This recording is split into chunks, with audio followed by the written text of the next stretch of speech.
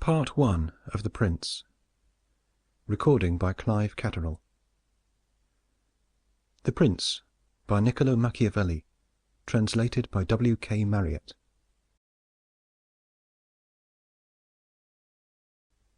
Dedication and Chapters 1 to 3. Dedication to the magnificent Lorenzo di Piero de' Medici.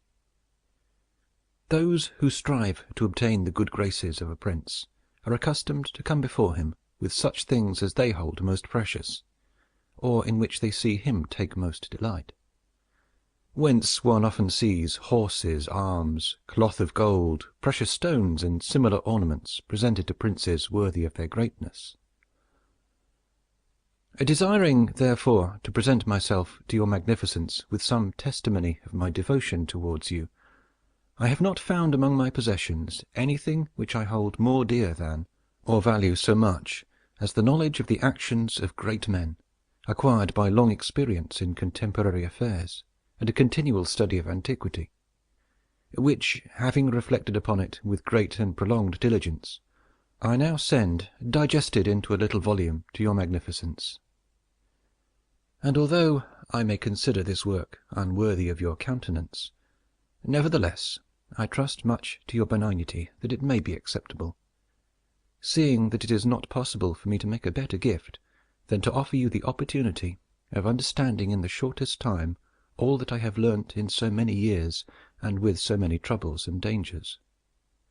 Which work I have not embellished with swelling or magnificent words, nor stuffed with rounded periods, nor with any extrinsic allurements or adornments whatever, with which so many are accustomed to embellish their works. For I have wished either that no honour should be given it, or else that the truth of the matter and the weightiness of the theme shall make it acceptable. Nor do I hold with those who regard it as a presumption if a man of low and humble condition dare to discuss and settle the concerns of princes, because just as those who draw landscapes place themselves below in the plain to contemplate the nature of the mountains and of lofty places, and in order to contemplate the plains place themselves upon high mountains, even so, to understand the nature of the people it needs to be a prince, and to understand that of princes it needs to be of the people. Take, then, your magnificence, this little gift in the spirit in which I send it, wherein, if it be diligently read and considered by you, you will learn my extreme desire that you should attain that greatness which fortune and your other attributes promise. And if your magnificence, from the summit of your greatness, will sometimes turn your eyes to these lower regions, you will see how unmeritedly I suffer a great and continued malignity of fortune. Chapter 1. How many kinds of principalities there are, and by what means they are acquired. All states, all powers that have held and hold rule over men, have been and are either republics or principalities. Principalities are either hereditary, in which the family has been long established, or they are new. The new are either entirely new, as was Milan to Francesco Sforza, or they are, as it were, members annexed to the hereditary state of the prince who has acquired them, as was the kingdom of Naples to that of the King of Spain. Such dominions thus acquired are either accustomed to live under a prince, or to live in freedom, and are acquired either by the arms of the prince himself, or of others, or else by fortune or by ability. Chapter 2. Concerning hereditary principalities. I will leave out all discussion on republics, inasmuch as in another place I have written of them at length, and will address myself only to principalities. In doing so, I will keep to the order indicated above, and discuss how such principalities are to be ruled and preserved. I say at once, there are fewer difficulties in holding hereditary states and those long accustomed to the family of their prince than new ones, for it is sufficient only not to transgress the customs of his ancestors, and to deal prudently with circumstances as they arise, for a prince of average powers to maintain himself in his state, unless he be deprived of it by some extraordinary and excessive force. And, if he should be so deprived of it, whenever anything sinister happens to the usurper, he will regain it. We have in Italy, for example, the Duke of Ferrara, who could not have withstood the attacks of the Venetians in 84, nor those of Pope Julius in 10, unless he had been long established in his dominions. For the hereditary prince has less cause and less necessity to offend. Hence it happens that he will be more loved. And unless extraordinary vices cause him to be hated, it is reasonable to expect that his subjects will be naturally well disposed towards him. And in the antiquity and duration of his rule, the memories and motives that make for change are lost, for one change always leaves the toothing for another. Chapter 3. Concerning mixed principalities. But the difficulties occur in a new principality. And firstly, if it be not entirely new, but is, as it were, a member of a state which, taken collectively, may be called composite, the changes arise chiefly from an inherent difficulty there is in all new principalities. For men change their rulers willingly, hoping to better themselves, and this hope induces them to take up arms against him who rules, wherein they are deceived, because they afterwards find, by experience, they have gone from bad to worse. This follows also on another natural and common necessity, which always causes a new prince to burden those who have submitted to him with his soldiery, and with infinite other hardships which he must put upon his new acquisition. In this way you have enemies in all those whom you have injured in seizing that principality, and you are not able to keep those friends who put you there, because of your not being able to satisfy them in the way they expected. And you cannot take strong measures against them, feeling bound to them. For, although one may be very strong in armed forces, yet in entering a province one has always need of the goodwill of the natives. For these reasons Louis XII, King of France, quickly occupied Milan and as quickly lost it. And to turn him out the first time it only needed Ludovico's own forces, because those who had opened the gates to him, finding themselves deceived in their hopes of future benefit, would not endure the ill treatment of the new prince. It is very true that after acquiring rebellious provinces a second time, they are not so lightly lost afterwards, because the prince, with little reluctance, takes the opportunity of the rebellion to punish the delinquents, to clear out the suspects, and to strengthen himself in the weakest places.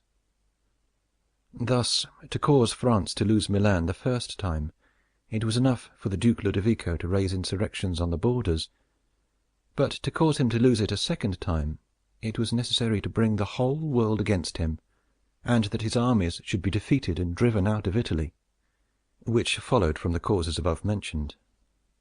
Nevertheless, Milan was taken from France both the first and the second time.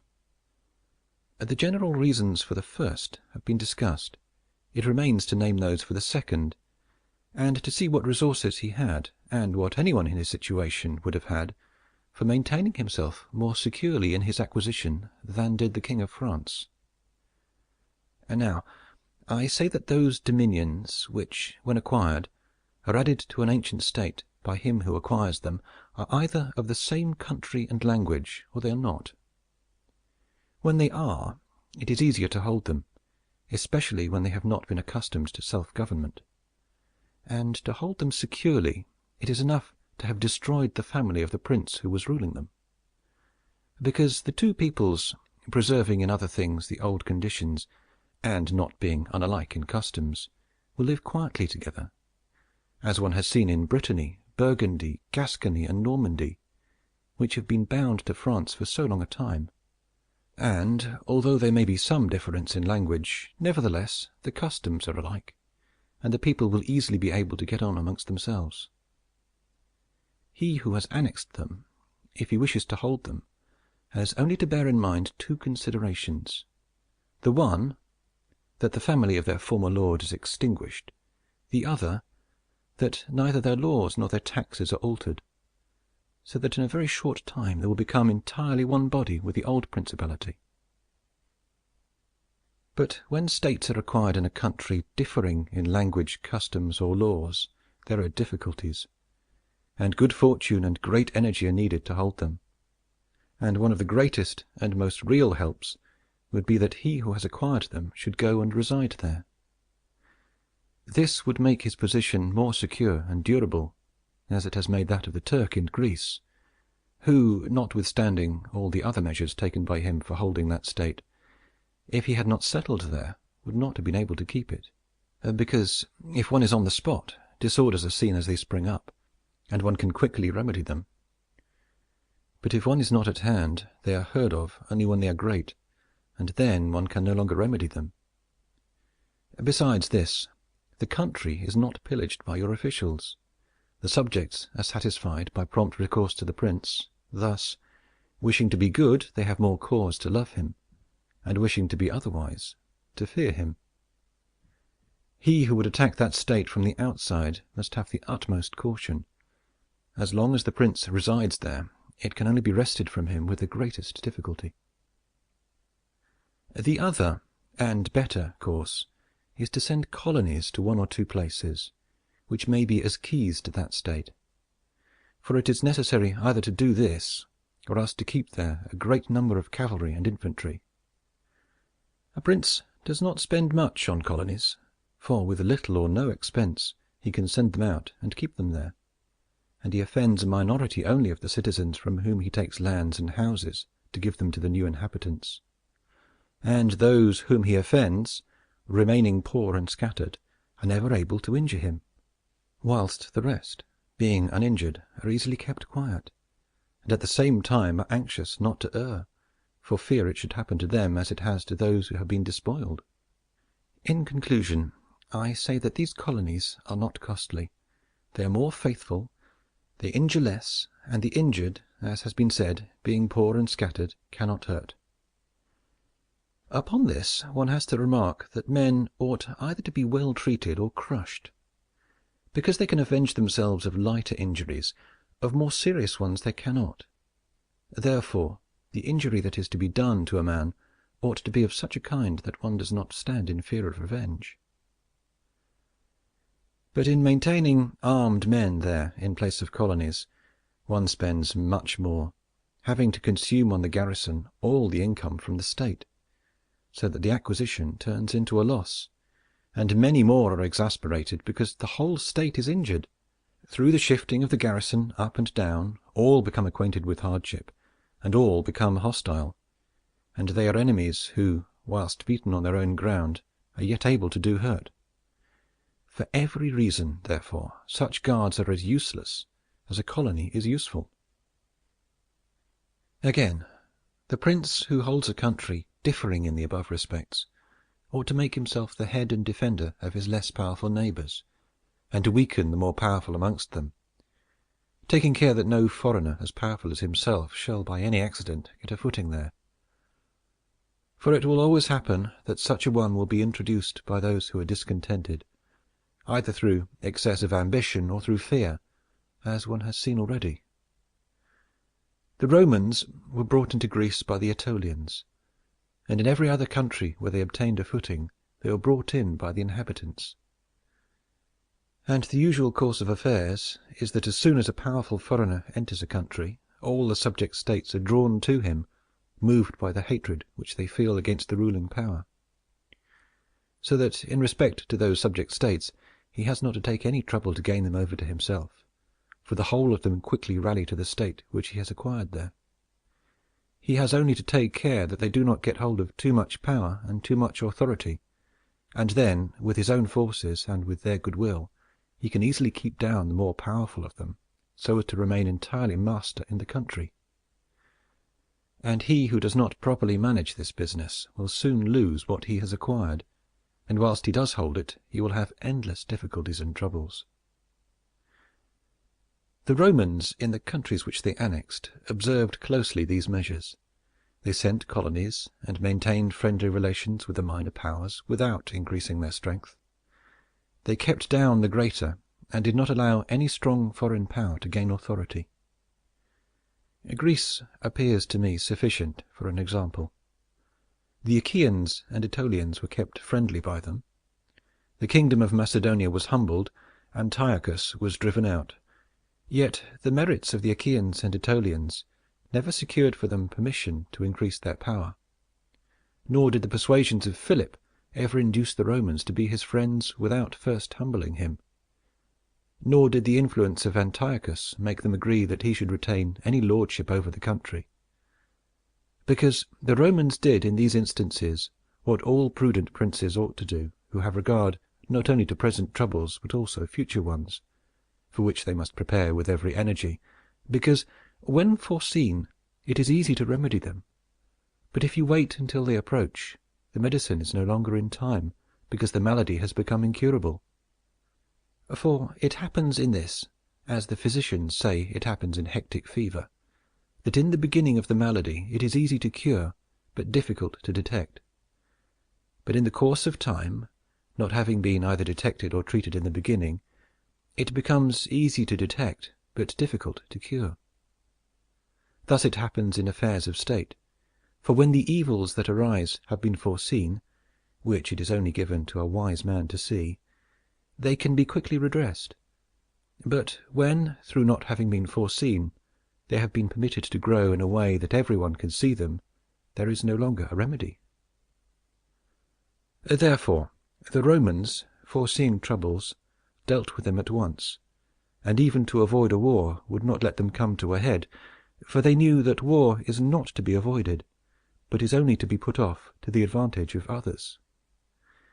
Moreover, they wished to fight with Philip and Antiochus in Greece, so as not to have to do it in Italy. They could have avoided both, but this they did not wish, nor did that ever please them which is forever in the mouths of the wise ones of our time: let us enjoy the benefits of the time, but rather the benefits of their own valor and prudence. For time drives everything before it, and is able to bring with it good as well as evil, and evil as well as good. But let us turn to France, and inquire whether she has done any of the things mentioned. I will speak of Louis, and not of Charles, as the one whose conduct is the better to be observed, he having held possession of Italy for the longest period. And you will see that he has done the opposite to those things which ought to be done to retain a state composed of diverse elements. King Louis was brought into Italy by the ambition of the Venetians, who desired to obtain half the state of Lombardy by his intervention. I will not blame the course taken by the king, because, wishing to get a foothold in Italy, and having no friends there, seeing rather that every door was shut to him owing to the conduct of Charles, he was forced to accept those friendships which he could get, and he would have succeeded very quickly in his design if in other matters he had not made some mistakes. The king, however, having acquired Lombardy, regained at once the authority which Charles had lost. Genoa yielded, the Florentines became his friends, the Marquis of Mantua, the Duke of Ferrara, the Bentivogli, my Lady of Forli, the Lords of Faenza, of Pesaro, of Rimini, of Camerino, of Piombino, the Lucchesi, the Pisans, the Sienese, everybody made advances to him to become his friend. Then could the Venetians realize the rashness of the course taken by them, which, in order that they might secure 2 towns in Lombardy, had made the king master of 2/3 of Italy. Let anyone now consider with what little difficulty the king could have maintained his position in Italy had he observed the rules above laid down, and kept all his friends secure and protected. For, although they were numerous, they were both weak and timid, some afraid of the church, some of the Venetians, and thus they would always have been forced to stand in with him, and by their means he could easily have made himself secure against those who remained powerful. But he was no sooner in Milan than he did the contrary by assisting Pope Alexander to occupy the Romagna. It never occurred to him that by this action he was weakening himself, depriving himself of friends and of those who had thrown themselves into his lap, whilst he aggrandized the church by adding much temporal power to the spiritual, thus giving it greater authority. And having committed this prime error, he was obliged to follow it up, so much so that, to put an end to the ambition of Alexander, and to prevent his becoming the master of Tuscany, he was himself forced to come into Italy. And as if it were not enough to have aggrandized the Church and deprived himself of friends, he, wishing to have the kingdom of Naples, divides it with the King of Spain. And where he was the prime arbiter in Italy, he takes an associate, so that the ambitions of that country and the malcontents of his own should have somewhere to shelter. And whereas he could have left in the kingdom his own pensioner as king, he drove him out, to put one there who was able to drive him, Louis, out in turn. The wish to acquire is, in truth, very natural and common, and men always do so when they can, and for this they will be praised, not blamed. But when they cannot do so, and yet wish to do so by any means, then there is folly and blame. Therefore, if France could have attacked Naples with her own forces, she ought to have done so. If she could not, then she ought not to have divided it. And if the partition which she made with the Venetians in Lombardy was justified by the excuse that by it she got a foothold in Italy, this other partition merited blame, for it had not the excuse of that necessity. Therefore Louis made these 5 errors. He destroyed the minor powers. He increased the strength of one of the greater powers in Italy. He brought in a foreign power. He did not settle in the country. He did not send colonies. Which errors, had he lived, were not enough to injure him had he not made a 6th, by taking away their dominions from the Venetians. Because, had he not aggrandized the Church, nor brought Spain into Italy, it would have been very reasonable and necessary to humble them. But having first taken these steps, he ought never to have consented to their ruin, for they, being powerful, would always have kept off others from designs on Lombardy, to which the Venetians would never have consented, except to become masters themselves there. Also, because the others would not wish to take Lombardy from France in order to give it to the Venetians, and to run counter to both, they would not have had the courage. And if anyone should say, King Louis yielded the Romagna to Alexander and the kingdom to Spain to avoid war, I answer, for the reasons given above, that a blunder ought never to be perpetrated to avoid war, because it is not to be avoided, but is only deferred to your disadvantage. And if another should allege the pledge which the king had given to the Pope, that he would assist him in the enterprise in exchange for the dissolution of his marriage and for the cap to Rouen, to that I reply what I shall write later concerning the faith of princes and how it ought to be kept. Thus King Louis lost Lombardy by not having followed any of the conditions observed by those who have taken possession of countries and wish to retain them. Nor is there any miracle in this, but much that is reasonable and quite natural. And on these matters I spoke at Nantes with Rouen, when Valentino, as Cesare Borgia, the son of Pope Alexander, was usually called, occupied the Romagna. And on Cardinal Rouen observing to me that the Italians did not understand war, I replied to him that the French did not understand statecraft, meaning that otherwise they would not have allowed the Church to reach such greatness.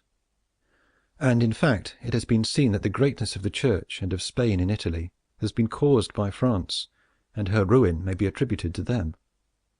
From this a general rule is drawn which never or rarely fails, that he who is the cause of another becoming powerful is ruined, because that predominancy has been brought about either by astuteness or else by force, and both are distrusted by him who has been raised to power. Thus King Louis lost Lombardy by not having followed any of the conditions observed by those who have taken possession of countries and wish to retain them. Nor is there any miracle in this, but much that is reasonable and quite natural. And on these matters I spoke at Nantes with Rouen, when Valentino, as Cesare Borgia, the son of Pope Alexander, was usually called, occupied the Romagna. And on Cardinal Rouen observing to me that the Italians did not understand war, I replied to him that the French did not understand statecraft, meaning that otherwise they would not have allowed the Church to reach such greatness. And in fact it has been seen that the greatness of the Church and of Spain in Italy has been caused by France, and her ruin may be attributed to them. From this, a general rule is drawn which never or rarely fails, that he who is the cause of another becoming powerful is ruined, because that predominancy has been brought about either by astuteness or else by force, and both are distrusted by him who has been raised to power. Chapter 4. Why the kingdom of Darius, conquered by Alexander, did not rebel against the successors of Alexander at his death.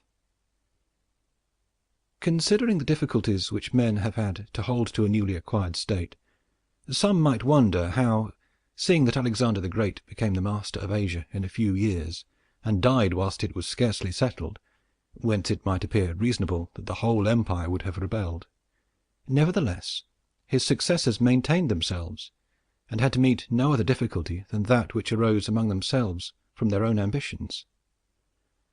I answer that the principalities of which one has record are found to be governed in two different ways, either by a prince with a body of servants, who assist him to govern the kingdom as ministers by his favor and permission, or by a prince and barons, who hold that dignity by antiquity of blood and not by the grace of the prince. Such barons have states and their own subjects, who recognize them as lords and hold them in natural affection. Those states that are governed by a prince and his servants hold their prince in more consideration, because in all the country there is no one who is recognized as superior to him, and if they yield obedience to another, they do it as to a minister and official, and they do not bear him any particular affection. The examples of these two governments in our time are the Turk and the King of France. The entire monarchy of the Turk is governed by one lord, the others are his servants, and dividing his kingdom into sanjaks, he sends there different administrators, and shifts and changes them as he chooses. But the King of France is placed in the midst of an ancient body of lords, acknowledged by their own subjects and beloved by them. They have their own prerogatives, nor can the king take these away except at his peril. Therefore, he who considers both of these states will recognize great difficulties in seizing the states of the Turk, but, once it is conquered, great ease in holding it. The causes of the difficulties in seizing the kingdom of the Turk are that the usurper cannot be called in by the princes of the kingdom, nor can he hope to be assisted in his designs by the revolt of those whom the Lord has around him. This arises from the reasons given above. For his ministers, being all slaves and bondmen, can only be corrupted with great difficulty, and one can expect little advantage from them when they have been corrupted, as they cannot carry the people with them, for the reasons assigned. Hence, he who attacks the Turk must bear in mind that he will find him united, and he will have to rely more on his own strength than on the revolt of others. But if once the Turk has been conquered and routed in the field in such a way that he cannot replace his armies, there is nothing to fear but the family of this prince, and this being exterminated, there remains no one to fear, the others having no credit with the people. And as the conqueror did not rely on them before his victory, so he ought not to fear them after it. The contrary happens in kingdoms governed like that of France, because one can easily enter there by gaining over some baron of the kingdom, for one always finds malcontents and such as desire a change. Such men, for the reasons given, can open the way into the state and render the victory easy. But if you wish to hold it afterwards, you meet with infinite difficulties, both from those who have assisted you and from those you have crushed. Nor is it enough for you to have exterminated the family of the prince, because the lords that remain make themselves the heads of fresh movements against you, and as you are unable either to satisfy or exterminate them, that state is lost whenever time brings the opportunity. Now, if you will consider what was the nature of the government of Darius, you will find it similar to the kingdom of the Turk, and therefore it was only necessary for Alexander first to overthrow him in the field, and then to take the country from him. After which victory, Darius being killed, the states remained secure to Alexander for the above reasons. And if his successors had been united, they would have enjoyed it securely and at their ease, for there were no tumults raised in the kingdom except those they provoked themselves. But it is impossible to hold with such tranquillity states constituted like that of France. Hence arose those frequent rebellions against the Romans in Spain, France, and Greece, owing to the many principalities there were in these states, of which, as long as the memory of them endured, the Romans always held an insecure possession. But with the power and long continuance of the empire, the memory of them passed away, and the Romans then became secure possessors. And when fighting afterwards amongst themselves, each one was able to attach to himself his own parts of the country according to the authority he had assumed there, and the family of the former lord being exterminated, none other than the Romans were acknowledged. When these things are remembered, no one will marvel at the ease with which Alexander held the empire of Asia, or at the difficulties which others have had to keep an acquisition, such as Pyrrhus and many more. This is not occasioned by the little or abundance of ability in the conqueror, but by the want of uniformity in the subject state. Chapter 5. Concerning the way to govern cities or principalities which lived under their own laws before they were annexed. Whenever those states which have been acquired as stated have been accustomed to live under their own laws and in freedom, there are three courses for those who wish to hold them. The first is to ruin them. The next is to reside there in person. The third is to permit them to live under their own laws, drawing a tribute and establishing within it an oligarchy which will keep it friendly to you. And because such a government, being created by the prince, knows that it cannot stand without his friendship and interest, and does its utmost to support him. And therefore he who would keep a city accustomed to freedom will hold it more easily by the means of its own citizens than in any other way. There are, for example, the Spartans and the Romans. The Spartans held Athens and Thebes, establishing there an oligarchy. Nevertheless, they lost them. The Romans, in order to hold Capua, Carthage, and Numantia, dismantled them and did not lose them. They wished to hold Greece as the Spartans held it, making it free and permitting its laws, and did not succeed. So, to hold it, they were compelled to dismantle many cities in the country, for in truth there is no safe way to retain them otherwise than by ruining them. And he who becomes master of a city accustomed to freedom, and does not destroy it, may expect to be destroyed by it. For in rebellion it has always the watchword of liberty and its ancient privileges as a rallying point, which neither time nor benefits will ever cause it to forget. And whatever you may do or provide against, they never forget that name or their privileges unless they are disunited or dispersed, but at every chance they immediately rally to them, as Pisa after the 100 years she had been held in bondage by the Florentines. But when cities or countries are accustomed to live under a prince, and his family is exterminated, they, being on the one hand accustomed to obey, and on the other hand not having the old prince, cannot agree in making one from amongst themselves, and they do not know how to govern themselves. For this reason they are very slow to take up arms, and a prince can gain them to himself and secure them much more easily. But in republics there is more vitality, greater hatred, and more desire for vengeance, which will never permit them to allow the memory of their former liberty to rest, so that the safest way is to destroy them or to reside there. Chapter 6. Concerning new principalities which are acquired by one's own arms and ability. Let no one be surprised if, in speaking of entirely new principalities, as I shall do, I adduce the highest examples both of prince and of state. Because men, walking almost always in paths beaten by others, and following by imitation their deeds, are yet unable to keep entirely to the ways of others, or attain to the power of those they imitate. A wise man ought always to follow the paths beaten by great men, and to imitate those who have been supreme, so that if his ability does not equal theirs, at least it will savour of it. Let him act like the clever archers, who, designing to hit a mark which yet appears too far distant, and knowing the limits to which the strength of their bow attains, take aim much higher than the mark.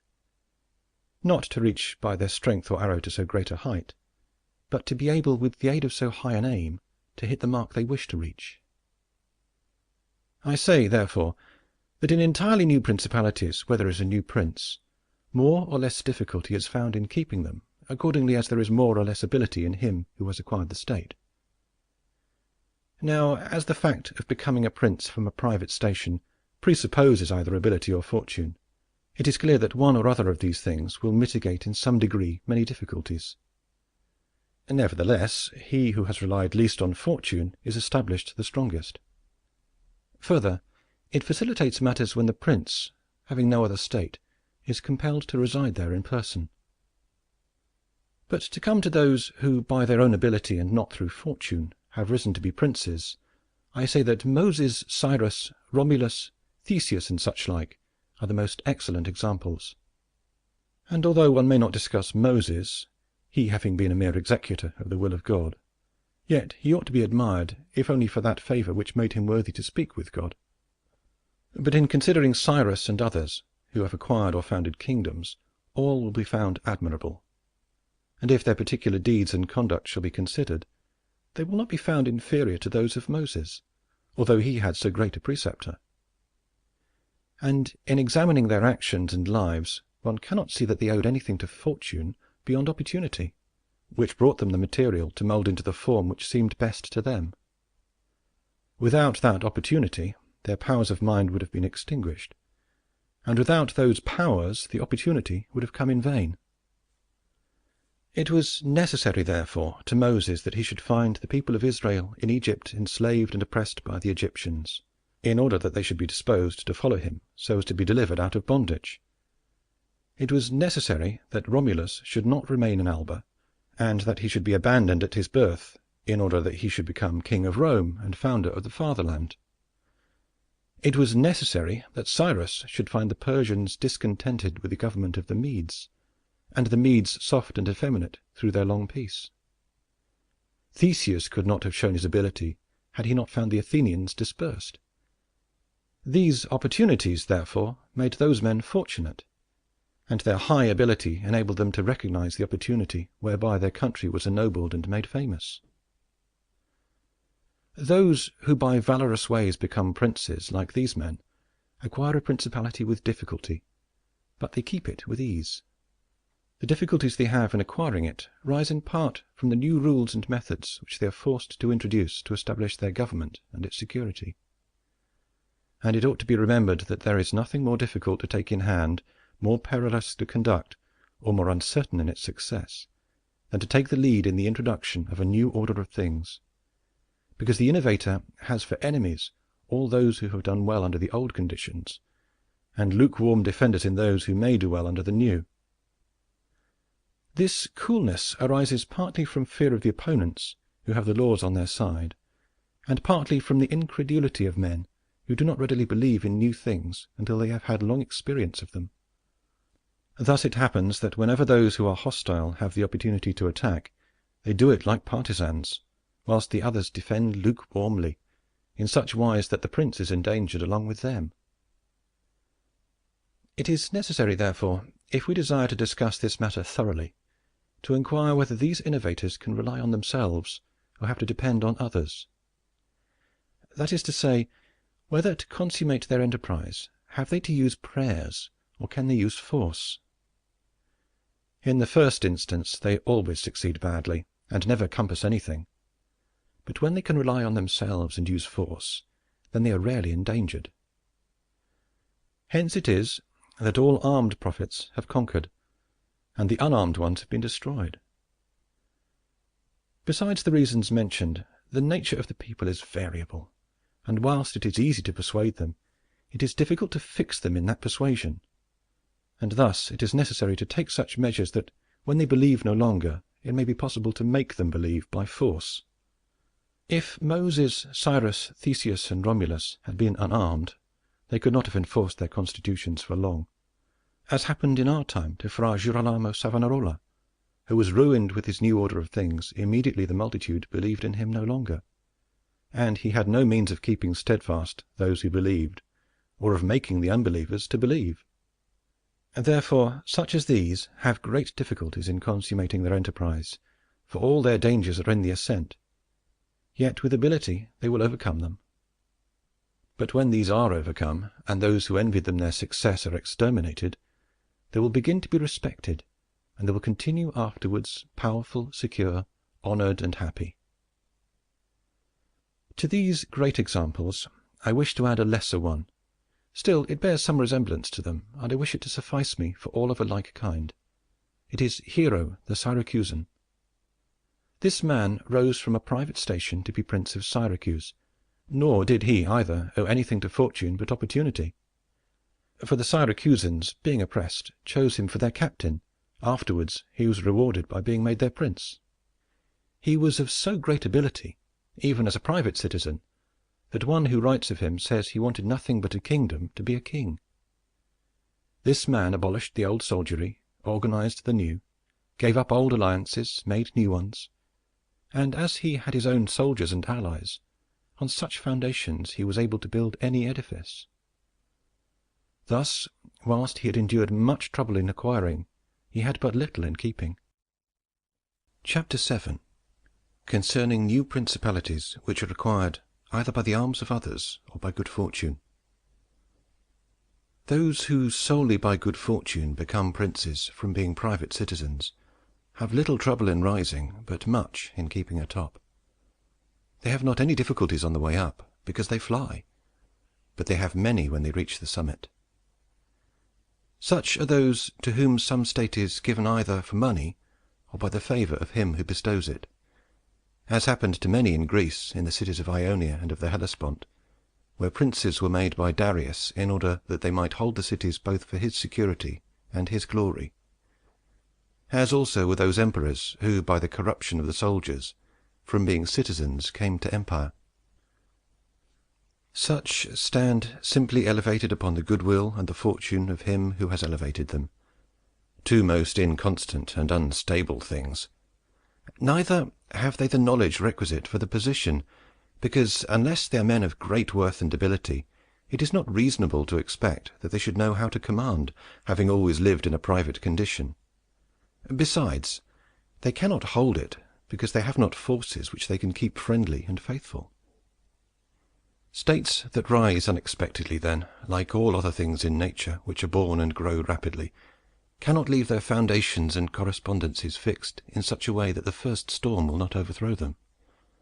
Unless, as is said, those who unexpectedly become princes are men of so much ability that they know they have to be prepared at once to hold that which fortune has thrown into their laps, and that those foundations which others have laid before they became princes, they must lay afterwards.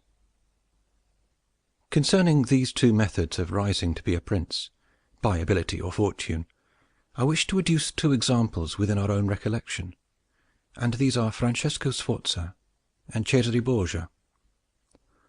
Francesco, by proper means and with great ability, from being a private person, rose to be Duke of Milan, and that which he had acquired with 1,000 anxieties he kept with little trouble. On the other hand, Cesare Borgia, called by the people Duke Valentino, acquired his state during the ascendancy of his father, and on its decline he lost it, notwithstanding that he had taken every measure and done all that ought to be done by a wise and able man to fix firmly his roots in the states which the arms and fortunes of others had bestowed on him. Because, as is stated above, he who has not first laid his foundations may be able with great difficulty to lay them afterwards, but they will be laid with trouble to the architect and danger to the building. If, therefore, all the steps taken by the Duke be considered, it will be seen that he laid solid foundations for his future power, and I do not consider it superfluous to discuss them, because I do not know what better precepts to give a new prince than the example of his actions. And if his dispositions were of no avail, that was not his fault, but the extraordinary and extreme malignity of fortune. Alexander VI, in wishing to aggrandize the Duke, his son, had many immediate and prospective difficulties. Firstly, he did not see his way to make him master of any state that was not a state of the Church. and if he was willing to rob the church, he knew that the Duke of Milan and the Venetians would not consent, because Faenza and Rimini were already under the protection of the Venetians. Besides this, he saw the arms of Italy, especially those by which he might have been assisted, in hands that would fear the aggrandizement of the Pope, namely the Orsini and Colonnesi and their following. It behoved him, therefore, to upset this state of affairs, and embroil the powers, so as to make himself securely master of part of their states.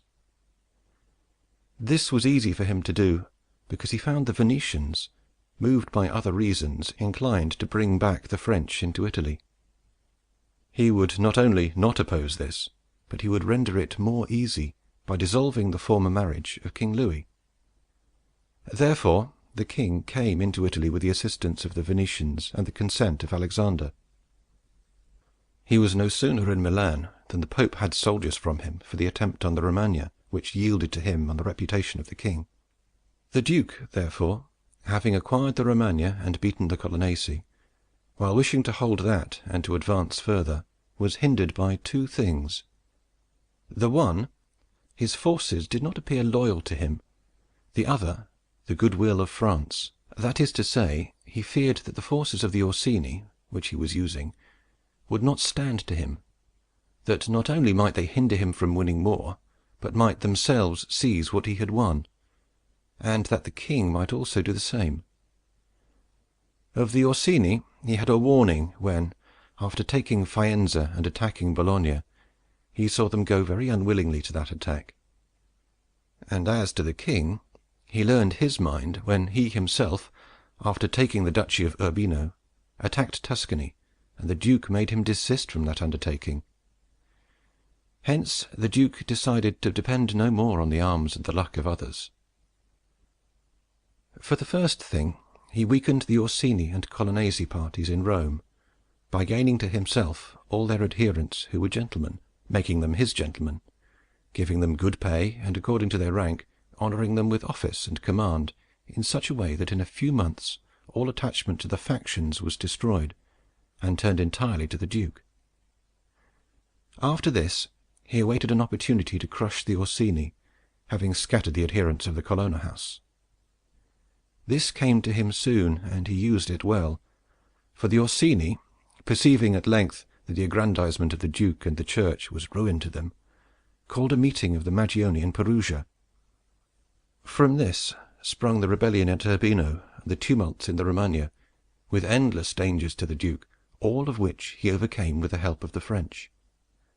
Having restored his authority, not to leave it at risk by trusting either to the French or other outside forces, he had recourse to his wiles, and he knew so well how to conceal his mind that, by the mediation of Signor Pagolo, whom the duke did not fail to secure with all kinds of attention, giving him money, apparel, and horses, the Orsini were reconciled, so that their simplicity brought them into his power at Sinigalia.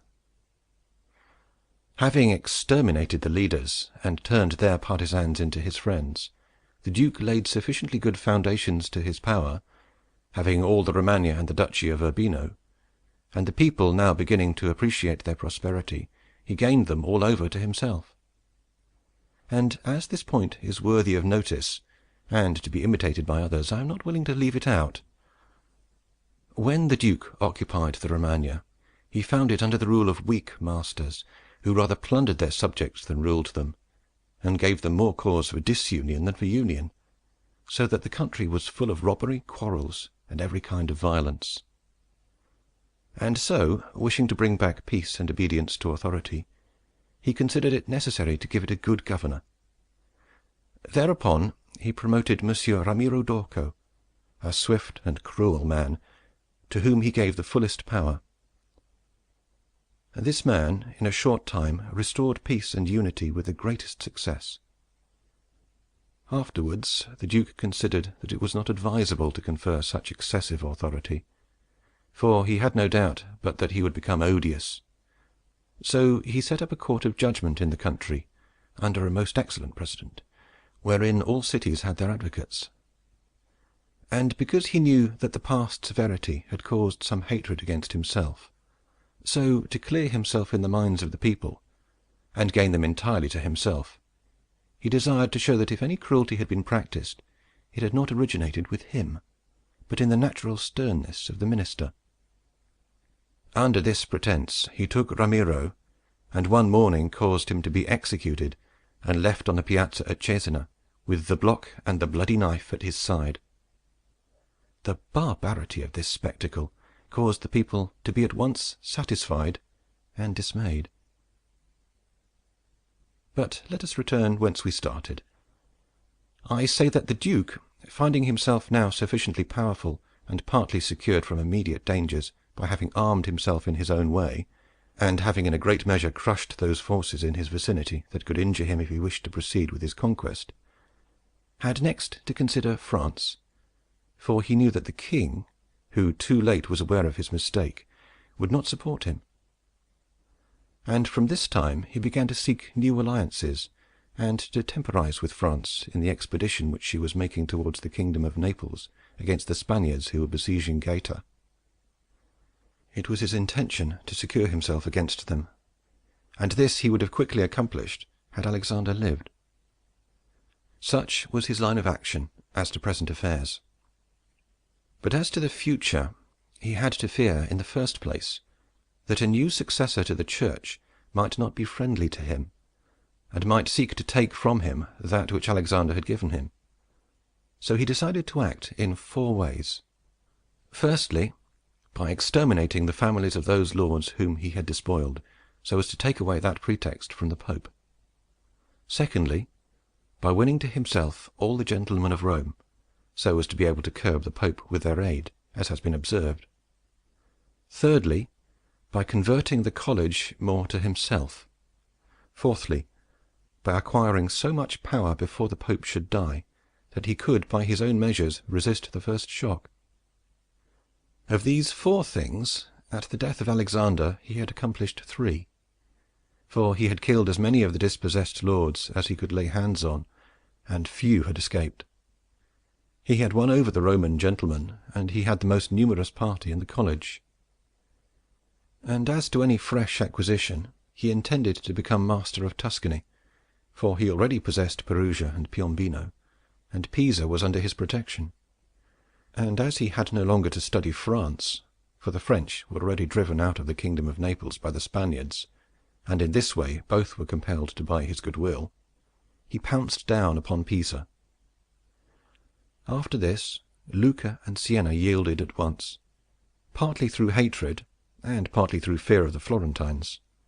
And the Florentines would have had no remedy had he continued to prosper as he was prospering the year that Alexander died, for he had acquired so much power and reputation that he would have stood by himself, and no longer have depended on the luck and the forces of others, but solely on his own power and ability. But Alexander died 5 years after he had first drawn the sword. He left the Duke with the state of Romagna alone consolidated, with the rest in the air between 2 most powerful hostile armies, and sick unto death. Yet there were in the Duke such boldness and ability, and he knew so well how men are to be won or lost, and so firm were the foundations which in so short a time he had laid, that if he had not had those armies on his back, or if he had been in good health, he would have overcome all difficulties. And it is seen that his foundations were good, for the Romagna awaited him for more than a month. In Rome, although but half alive, he remained secure. And whilst the Baglioni, the Vitelli, and the Orsini might come to Rome, they could not effect anything against him. If he could not have made Pope him whom he wished, at least the one whom he did not wish would not have been elected. But if he had been in sound health at the death of Alexander, everything would have been different to him. On the day that Julius II was elected, he told me that he had thought of everything that might occur at the death of his father, and had provided a remedy for all, except that he had never anticipated that when the death did happen, he himself would be on the point to die. When all the actions of the Duke are recalled, I do not know how to blame him, but rather it appears to me, as I have said, that I ought to offer him for imitation by all those who by the fortune or the arms of others are raised to government, because he, having a lofty spirit and far-reaching aims, could not have regulated his conduct otherwise, and only the shortness of the life of Alexander and his own sickness frustrated his designs. Therefore, he who considers it necessary to secure himself in his new principality, to win friends, to overcome either by force or fraud, to make himself beloved and feared by the people, to be followed and revered by the soldiers, to exterminate those who have power or reason to hurt him, to change the old order of things for new, to be severe and gracious, magnanimous and liberal, to destroy a disloyal soldiery and create new, to maintain friendship with kings and princes in such a way that they must help him with zeal and offend with caution, cannot find a more lively example than the actions of this man. Only can he be blamed for the election of Julius II, in whom he made a bad choice, because, as is said, not being able to elect a pope to his own mind, he could have hindered any other from being elected pope, and he ought never to have consented to the election of any cardinal whom he had injured, or who had cause to fear him if they became pontiffs. For men injure either from fear or hatred. Those whom he had injured, amongst others, were San Pietro ad Vincula, Colonna, San Giorgio, and Ascanio. The rest, in becoming pope, had to fear him, Rouen and the Spaniards excepted, the latter from their relationship and obligations, the former from his influence, the kingdom of France having relations with him. Therefore, above everything, the Duke ought to have created a Spaniard pope, and failing him, he ought to have consented to Rouen, and not San Pietro ad Vincula. He who believes that new benefits will cause great personages to forget old injuries is deceived. Therefore the Duke erred in his choice, and it was the cause of his ultimate ruin. Chapter 8. Concerning those who have obtained a principality by wickedness. Although a prince may rise from a private station in two ways, neither of which can be entirely attributed to fortune or genius, yet it is manifest to me that I must not be silent on them, although one could be more copiously treated when I discuss republics. These methods are when, either by some wicked or nefarious ways, one ascends to the principality, or when, by the favour of his fellow citizens, a private person becomes the prince of his country. And speaking of the first method, it will be illustrated by two examples, one ancient, the other modern, and without entering further into the subject, I consider these two examples will suffice those who may be compelled to follow them. Agathocles the Sicilian became king of Syracuse, not only from a private, but from a low and abject position. This man, the son of a potter, through all the changes in his fortunes, always led an infamous life. Nevertheless, he accompanied his infamies with so much ability of mind and body that, having devoted himself to the military profession, he rose through its ranks to be praetor of Syracuse. Being established in that position, and having deliberately resolved to make himself prince, and to seize by violence, without obligation to others, that which had been conceded to him by assent, he came to an understanding for this purpose with Hamilcar the Carthaginian, who, with his army, was fighting in Sicily. One morning he assembled the people and the Senate of Syracuse, as if he had to discuss with them things relating to the Republic, and at a given signal the soldiers killed all the senators and the richest of the people. These dead, he seized and held the princedom of that city without any civil commotion, and although he was twice routed by the Carthaginians, and ultimately besieged, yet not only was he able to defend his city, but leaving part of his men for its defense, with the others he attacked Africa, and in a short time raised the siege of Syracuse.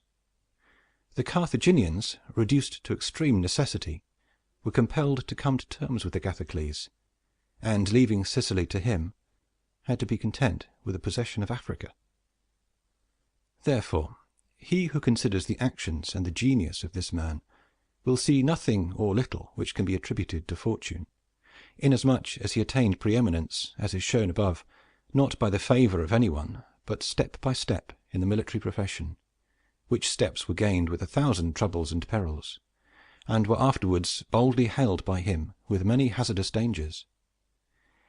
Yet it cannot be called talent to slay fellow citizens, to deceive friends, to be without faith, without mercy, without religion. Such methods may gain empire, but not glory. Still, if the courage of Agathocles in entering into and extricating himself from dangers be considered, together with his greatness of mind in enduring and overcoming hardships, it cannot be seen why he should be esteemed less than the most notable captain. Nevertheless, his barbarous cruelty and inhumanity, with infinite wickedness, do not permit him to be celebrated among the most excellent men. What he achieved cannot be attributed either to fortune or genius.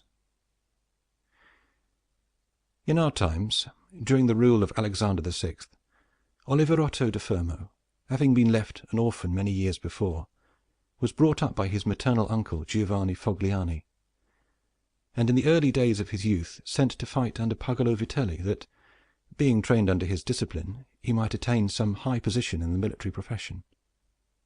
After Pagolo died, he fought under his brother Vitellozzo, and in a very short time, being endowed with wit and a vigorous body and mind, he became the first man in his profession.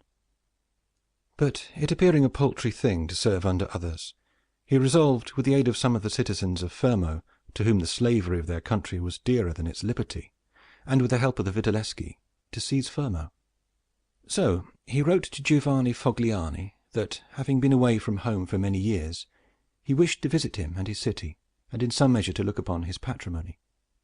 And although he had not labored to acquire anything except honor, yet, in order that the citizens should see he had not spent his time in vain, he desired to come honorably, so would be accompanied by 100 horsemen, his friends and retainers. And he entreated Giovanni to arrange that he should be received honorably by the Fermians, all of which would be not only to his honor, but also to that of Giovanni himself, who had brought him up. Giovanni, therefore, did not fail in any attentions due to his nephew, and he caused him to be honorably received by the Fermians, and he lodged him in his own house, where, having passed some days and having arranged what was necessary for his wicked designs, Oliverotto gave a solemn banquet, to which he invited Giovanni Fogliani and the chiefs of Fermo. When the viands and all other entertainments that are usual in such banquets were finished, Oliverotto artfully began certain grave discourses, speaking of the greatness of Pope Alexander and his son Cesare, and of their enterprises, to which discourse Giovanni and others answered.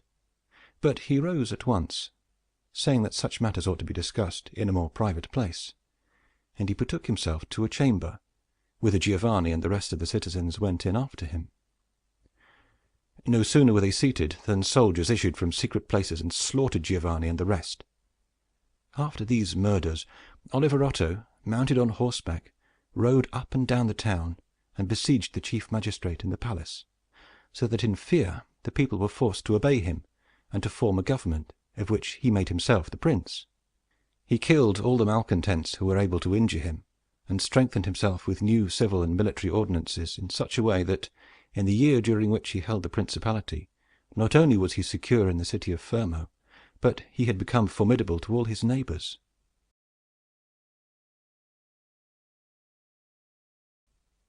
And his destruction would have been as difficult as that of Agathocles, if he had not allowed himself to be overreached by Cesare Borgia, who took him with the Orsini and Vitelli at Sinigalia, as was stated above.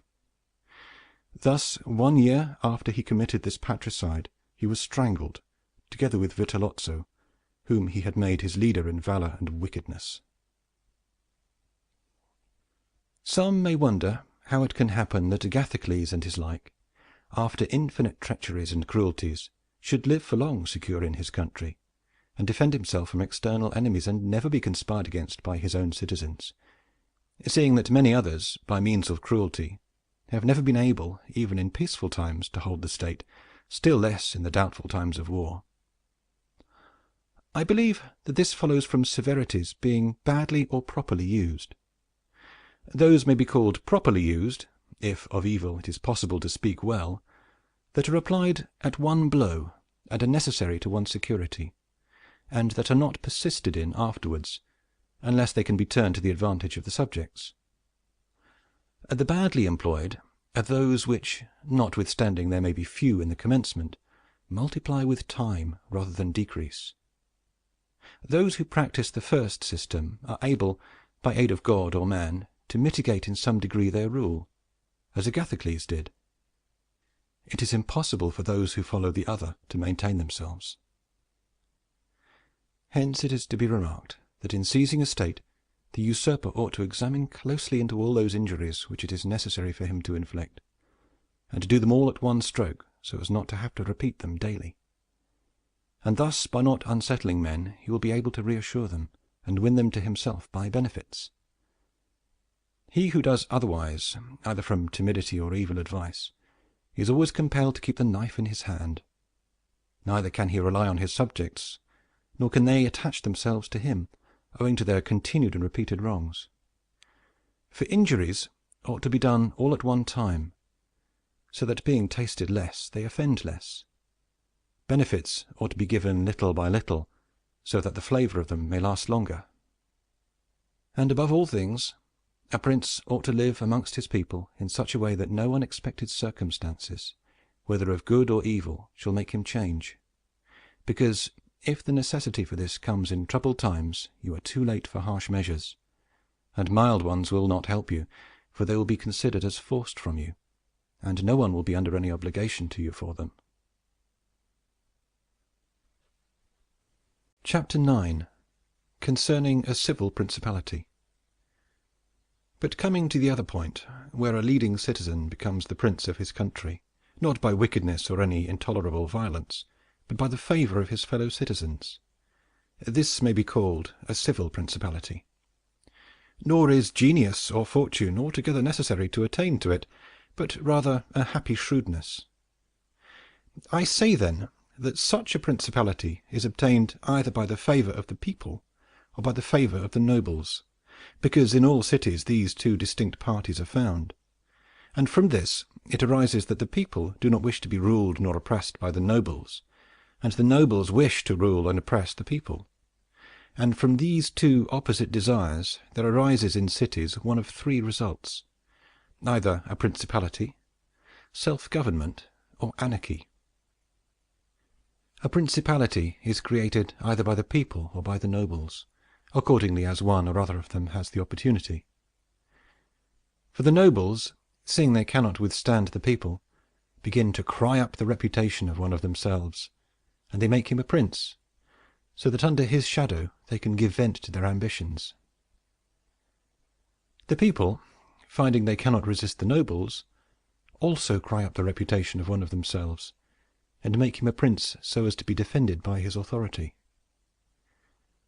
He who obtains sovereignty by the assistance of the nobles maintains himself with more difficulty than he who comes to it by the aid of the people, because the former finds himself with many around him who consider themselves his equals, and because of this he can neither rule nor manage them to his liking. But he who reaches sovereignty by popular favor finds himself alone, and has none around him, or few, who are not prepared to obey him. Besides this, one cannot, by fair dealing and without injury to others, satisfy the nobles, but you can satisfy the people. For their object is more righteous than that of the nobles, the latter wishing to oppress, while the former only desire not to be oppressed. It is to be added also that a prince can never secure himself against a hostile people, because of their being too many, whilst from the nobles he can secure himself, as they are few in number. The worst that a prince may expect from a hostile people is to be abandoned by them, but from hostile nobles he has not only to fear abandonment, but also that they will rise against him, for they, being in these affairs more far-seeing and astute, always come forward in time to save themselves and to obtain favors from him whom they expect to prevail. Further, the prince is compelled to live always with the same people, but he can do well without the same nobles, being able to make and unmake them daily, and to give or take away authority when it pleases him. Therefore, to make this point clearer, I say that the nobles ought to be looked at mainly in two ways. That is to say, they either shape their course in such a way as binds them entirely to your fortune, or they do not. Those who so bind themselves and are not rapacious ought to be honored and loved. Those who do not bind themselves may be dealt with in two ways. They may fail to do this through pusillanimity and a natural want of courage, in which case you ought to make use of them, especially those who are of good counsel, and thus, whilst in prosperity you honor them, in adversity you do not have to fear them. But when, for their own ambitious ends, they shun binding themselves, it is a token that they are giving more thought to themselves than to you, and a prince ought to guard against such, and to fear them as if they were open enemies, because in adversity they will always help to ruin him. Therefore, one who becomes a prince through the favor of the people ought to keep them friendly, and this he can easily do, seeing that they only ask not to be oppressed by him. But one who, in opposition to the people, becomes a prince by the favor of the nobles, ought above everything to seek to win the people over to himself, and this he may easily do if he takes them under his protection. Because men, when they receive good from him of whom they were expecting evil, are bound more closely to their benefactor. Thus the people quickly become more devoted to him than if he had been raised to the principality by their favors. And the prince can win their affections in many ways, but as these vary according to the circumstances, one cannot give fixed rules, so I omit them. But, I repeat, it is necessary for a prince to have the people friendly, otherwise he has no security in adversity. Nabis, prince of the Spartans, sustained the attack of all Greece and of a victorious Roman army, and against them he defended his country and his government. And for the overcoming of this peril it was only necessary for him to make himself secure against a few. But this would not have been sufficient had the people been hostile. And do not let anyone impugn this statement with the trite proverb that he who builds on the people builds on mud, for this is true when a private citizen makes a foundation there, and persuades himself that the people will free him when he is oppressed by his enemies or by the magistrates, wherein he would find himself very often deceived, as happened to the Gracchi in Rome and to Messer Giorgio Scali in Florence. But granted a prince who has established himself as above, who can command and is a man of courage, undismayed in adversity, who does not fail in other qualifications, and who by his resolution and energy keeps the whole people encouraged, such a one will never find himself deceived in them, and it will be shown that he has laid his foundations well. These principalities are liable to danger when they are passing from the civil to the absolute order of government, for such princes either rule personally or through magistrates. In the latter case their government is weaker and more insecure, because it rests entirely on the goodwill of those citizens who are raised to the magistracy, and who, especially in troubled times, can destroy the government with great ease, either by intrigue or open defiance. And the prince has not the chance amid tumults to exercise absolute authority, because the citizens and subjects, accustomed to receive orders from the magistrates, are not of a mind to obey him amid these confusions, and there will always be in doubtful times a scarcity of men whom he can trust. For such a prince cannot rely upon what he observes in quiet times, when citizens have need of the state, because then everyone agrees with him. They all promise, and when death is far distant, they all wish to die for him. But in troubled times, when the state has need of its citizens, then he finds but few. And so much the more is this experiment dangerous, inasmuch as it can only be tried once. Therefore, a wise prince ought to adopt such a course that his citizens will always, in every sort and kind of circumstance, have need of the state and of him, and then he will always find them faithful. Chapter 10. Concerning the way in which the strength of all principalities ought to be measured. It is necessary to consider another point in examining the character of these principalities. That is, whether a prince has such power that in case of need he can support himself with his own resources, or whether he has always need of the assistance of others. And to make this quite clear, I say that I consider those who are able to support themselves by their own resources who can either by abundance of men or money raise a sufficient army to join battle against any one who comes to attack them. And I consider those always to have need of others who cannot show themselves against the enemy in the field, but are forced to defend themselves by sheltering behind walls. The first case has been discussed, but we will speak of it again, should it recur. In the second case, one can say nothing except to encourage such princes to provision and fortify their towns, and not on any account to defend the country. And whoever shall fortify his town well, and shall have managed the other concerns of his subjects in the ways stated above, and to be often repeated, will never be attacked without great caution, for men are always adverse to enterprises where difficulties can be seen, and it will be seen not to be an easy thing to attack one who has his town well fortified and is not hated by his people. The cities of Germany are absolutely free. They own but little country around them, and they yield obedience to the emperor when it suits them. Nor do they fear this or any other power they may have near them, because they are fortified in such a way that everyone thinks the taking of them by assault would be tedious and difficult. Seeing they have proper ditches and walls, they have sufficient artillery, and they always keep in public depots enough for 1 year's eating, drinking, and firing.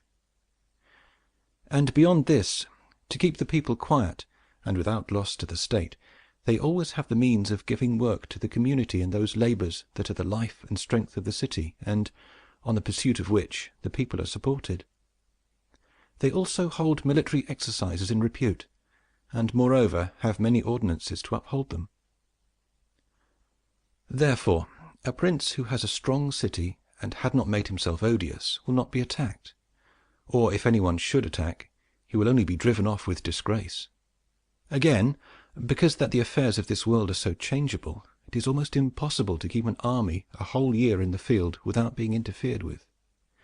And whoever should reply, if the people have property outside the city and see it burnt, they will not remain patient, and the long siege and self-interest will make them forget their prince. To this I answer that a powerful and courageous prince will overcome all such difficulties by giving at one time hope to his subjects that the evil will not be for long, at another time fear of the cruelty of the enemy, then preserving himself adroitly from those subjects who seem to him to be too bold. Further, the enemy would naturally on his arrival at once burn and ruin the country at the time when the spirits of the people are still hot and ready for the defense. And therefore, so much the less ought the prince to hesitate, because after a time, when spirits have cooled, the damage is already done, the ills are incurred, and there is no longer any remedy. And therefore they are so much the more ready to unite with their prince, he appearing to be under obligations to them, now that their houses have been burnt and their possessions ruined in his defense. For it is the nature of men to be bound by the benefits they confer as much as by those they receive. Therefore, if everything is well considered, it will not be difficult for a wise prince to keep the minds of his citizens steadfast from first to last, when he does not fail to support and defend them. Chapter 11. Concerning Ecclesiastical Principalities. It only remains now to speak of ecclesiastical principalities, touching which all difficulties are prior to getting possession, because they are acquired either by capacity or good fortune, and they can be held without either, for they are sustained by the ancient ordinances of religion, which are so all-powerful and of such a character that the principalities may be held no matter how their princes behave and live. These princes alone have states and do not defend them, and they have subjects and do not rule them. And the states, although unguarded, are not taken from them, and the subjects, although not ruled, do not care, and they have neither the desire nor the ability to alienate themselves. Such principalities only are secure and happy. But, being upheld by powers to which the human mind cannot reach, I shall speak no more of them, because, being exalted and maintained by God, it would be the act of a presumptuous and rash man to discuss them. Nevertheless, if anyone should ask of me how it comes that the Church has attained such greatness in temporal power, seeing that from Alexander backwards the Italian potentates, not only those who have been called potentates, but every baron and lord through the smallest, have valued the temporal power very slightly. Yet now a king of France trembles before it, and it has been able to drive him from Italy, and to ruin the Venetians. Although this may be very manifest, it does not appear to me superfluous to recall it in some measure to memory. Before Charles, King of France, passed into Italy, this country was under the dominion of the Pope, the Venetians, the King of Naples, the Duke of Milan, and the Florentines. These potentates had two principal anxieties: the one, that no foreigner should enter Italy under arms; the other, that none of themselves should seize more territory. Those about whom there was the most anxiety were the Pope and the Venetians. To restrain the Venetians, the union of all the others was necessary, as it was for the defence of Ferrara. And to keep down the Pope, they made use of the barons of Rome, who, being divided into two factions, Orsini and Colonnesi, had always a pretext for disorder, and, standing with arms in their hands under the eyes of the pontiff, kept the pontificate weak and powerless.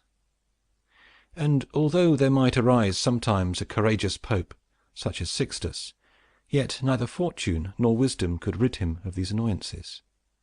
And the short life of a pope is also a cause of weakness, for in the 10 years, which is the average life of a pope, he can with difficulty lower one of the factions, and if, so to speak, one pope should almost destroy the Colonnesi, another would arise hostile to the Orsini, who would support their opponents, and yet would not have time to ruin the Orsini. This was the reason why the temporal powers of the Pope were little esteemed in Italy. Alexander VI arose afterwards, who, of all the pontiffs that have ever been, showed how a pope with both money and arms was able to prevail. And through the instrumentality of the Duke Valentino, and by reason of the entry of the French, he brought about all those things which I have discussed above in the actions of the Duke. And although his intention was not to aggrandize the Church, but the Duke, nevertheless what he did contributed to the greatness of the Church, which, after his death and the ruin of the Duke, became the heir to all his labours. Pope Julius came afterwards and found the Church strong, possessing all the Romagna, the barons of Rome reduced to impotence, and, through the chastisements of Alexander, the factions wiped out. He also found the way open to accumulate money in a manner such as had never been practiced before Alexander's time. Such things Julius not only followed, but improved upon. And he intended to gain Bologna, to ruin the Venetians, and to drive the French out of Italy. All of these enterprises prospered with him, and so much the more to his credit, inasmuch as he did everything to strengthen the Church, and not any private person. He kept also the Orsini and Colonnesi factions within the bounds in which he found them, and although there was among them some mind to make disturbance, nevertheless he held two things firm: the one, the greatness of the Church, with which he terrified them, and the other, not allowing them to have their own cardinals, who caused the disorders among them. For whenever these factions have their cardinals, they do not remain quiet for long, because cardinals foster the factions in Rome and out of it, and the barons are compelled to support them, and thus from the ambitions of prelates arise disorders and tumults among the barons. For these reasons His Holiness Pope Leo found the pontificate most powerful, and it is to be hoped that, if others made it great in arms, he will make it still greater and more venerated by his goodness and infinite other virtues. Chapter 12. How many kinds of soldiery there are, and concerning mercenaries. Having discoursed particularly on the characteristics of such principalities as in the beginning I proposed to discuss, and having considered in some degree the causes of their being good or bad, and having shown the methods by which many have sought to acquire them and to hold them, it now remains for me to discuss generally the means of offence and defence which belong to each of them. We have seen how necessary it is for a prince to have his foundations well laid, otherwise it follows of necessity he will go to ruin. The chief foundation of all states, new as well as old or composite, are good laws and good arms.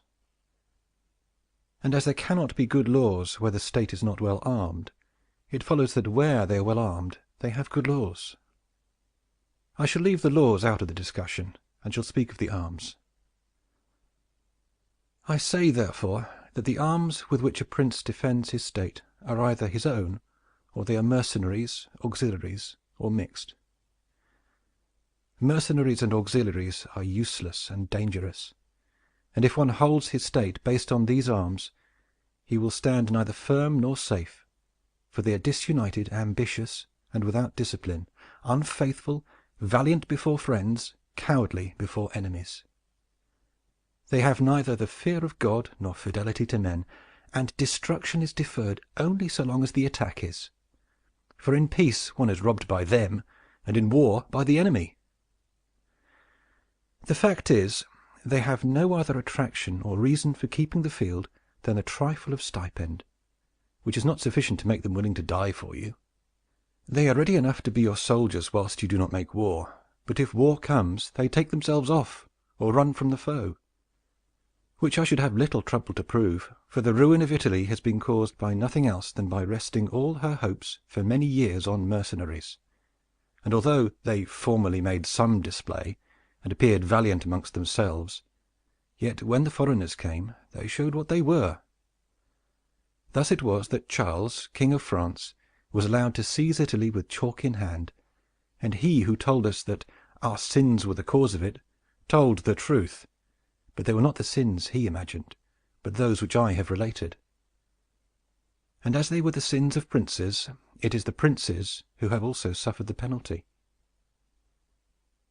I wish to demonstrate further the infelicity of these arms. The mercenary captains are either capable men or they are not. If they are, you cannot trust them, because they always aspire to their own greatness, either by oppressing you, who are their master, or others contrary to your intentions. But if the captain is not skillful, you are ruined in the usual way. And if it be urged that whoever is armed will act in the same way, whether mercenary or not, I reply that when arms have to be resorted to, either by a prince or a republic, then the prince ought to go in person and perform the duty of a captain. The republic has to send its citizens, and when one is sent who does not turn out satisfactorily, it ought to recall him, and when one is worthy, to hold him by the laws so that he does not leave the command.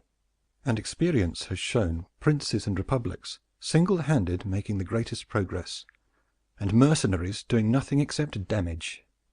And it is more difficult to bring a republic armed with its own arms under the sway of one of its citizens than it is to bring one armed with foreign arms.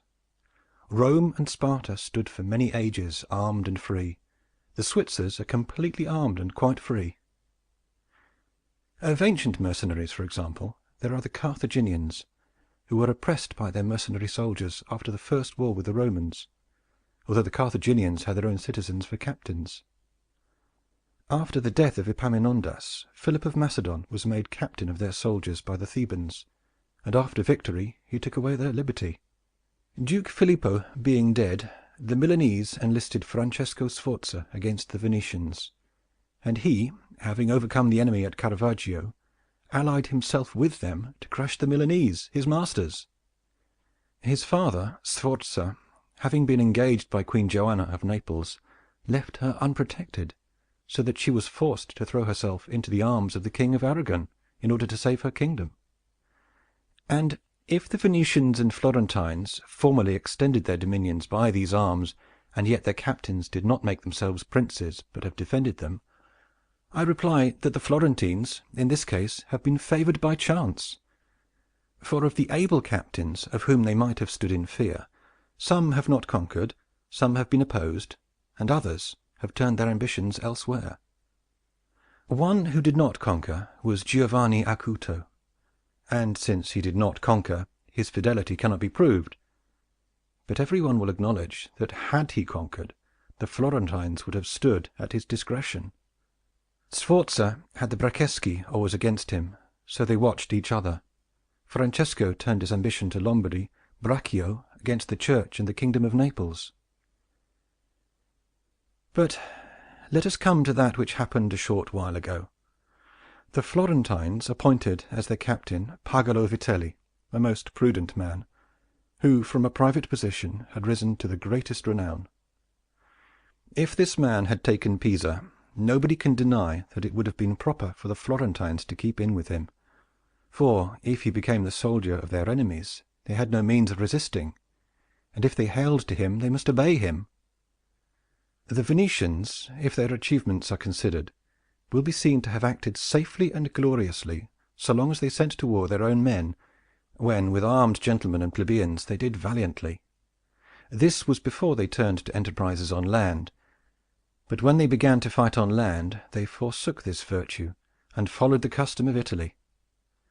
And in the beginning of their expansion on land, through not having much territory, and because of their great reputation, they had not much to fear from their captains. But when they expanded, as under Carmignola, they had a taste of this mistake, for, having found him a most valiant man, they beat the Duke of Milan under his leadership, and, on the other hand, knowing how lukewarm he was in the war, they feared they would no longer conquer under him, and for this reason they were not willing, nor were they able, to let him go, and so, not to lose again that which they had acquired, they were compelled, in order to secure themselves, to murder him. They had afterwards for their captains Bartolomeo de Bergamo, Roberto de San Severino, the Count of Pitigliano, and the like, under whom they had to dread loss and not gain, as happened afterwards at Vaila, where in one battle they lost that which in 800 years they had acquired with so much trouble. Because from such arms conquests come but slowly, long delayed and inconsiderable, but the losses sudden and portentous. And as with these examples I have reached Italy, which has been ruled for many years by mercenaries, I wish to discuss them more seriously, in order that, having seen their rise and progress, one may be better prepared to counteract them. You must understand that the empire has recently come to be repudiated in Italy, that the Pope has acquired more temporal power, and that Italy has been divided into more states, for the reason that many of these great cities took up arms against their nobles, who, formerly favored by the emperor, were oppressing them, whilst the Church was favoring them so as to gain authority and temporal power. In many others their citizens became princes. From this it came to pass that Italy fell partly into the hands of the Church and of republics, and, the Church consisting of priests and the republic of citizens unaccustomed to arms, both commenced to enlist foreigners. The first who gave renown to this soldiery was Alberigo de Conio, the Romagnan. From the school of this man sprang, among others, Braccio and Sforza, who in their own time were the arbiters of Italy. After these came all the other captains who till now have directed the arms of Italy. And the end of all their valor has been that she has been overrun by Charles, robbed by Louis, ravaged by Ferdinand, and insulted by the Switzers. The principle that has guided them has been, first, to lower the credit of infantry so that they might increase their own. They did this because, subsisting on their pay and without territory, they were unable to support many soldiers, and a few infantry did not give them any authority. So they were led to employ cavalry, with a moderate force of which they were maintained and honored. And affairs were brought to such a pass that in an army of 20,000 soldiers there were not to be found 2,000 foot soldiers.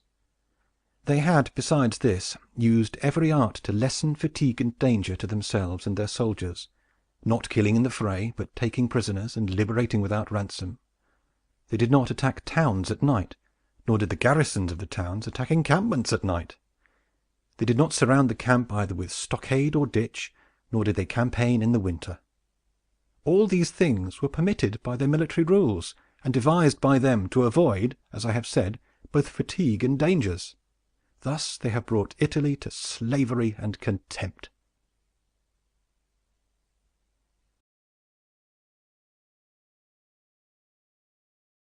Chapter 13. Concerning Auxiliaries, Mixed Soldiery, and one's own. Auxiliaries, which are the other useless arms, are employed when a prince is called in with his forces to aid and defend, as was done by Pope Julius in most recent times. For he, having in the enterprise against Ferrara had poor proof of his mercenaries, turned to Auxiliaries, and stipulated with Ferdinand, King of Spain, for his assistance with men and arms. These arms may be useful and good in themselves, but for him who calls them in, they are always disadvantageous. For losing, one is undone, and winning, one is their captive. And although ancient histories may be full of examples, I do not wish to leave this recent one of Pope Julius II, the peril of which cannot fail to be perceived. For he, wishing to get Ferrara, threw himself entirely into the hands of the foreigner. But his good fortune brought about a third event, so that he did not reap the fruit of his rash choice, because, having his auxiliaries routed at Ravenna, and the Switzers having risen and driven out the conquerors, against all expectations, both his and others, it so came to pass that he did not become prisoner to his enemies, they having fled, nor to his auxiliaries, he having conquered by other arms than theirs. The Florentines, being entirely without arms, sent 10,000 Frenchmen to take Pisa, whereby they ran more danger than at any other time of their troubles. The Emperor of Constantinople, to oppose his neighbors, sent 10,000 Turks into Greece, who, on the war being finished, were not willing to quit. This was the beginning of the servitude of Greece to the infidels.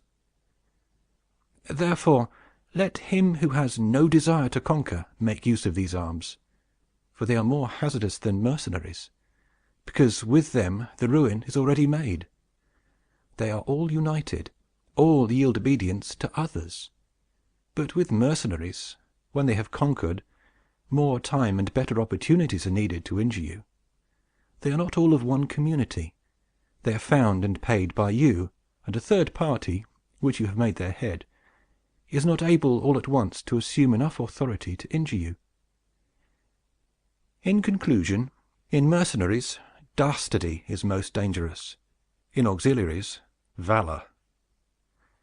The wise prince, therefore, has always avoided these arms, and turned to his own, and has been willing rather to lose with them than to conquer with the others, not deeming that a real victory which is gained with the arms of others. I shall never hesitate to cite Cesare Borgia and his actions. This duke entered the Romagna with auxiliaries, taking there only French soldiers, and with them he captured Imola and Forli.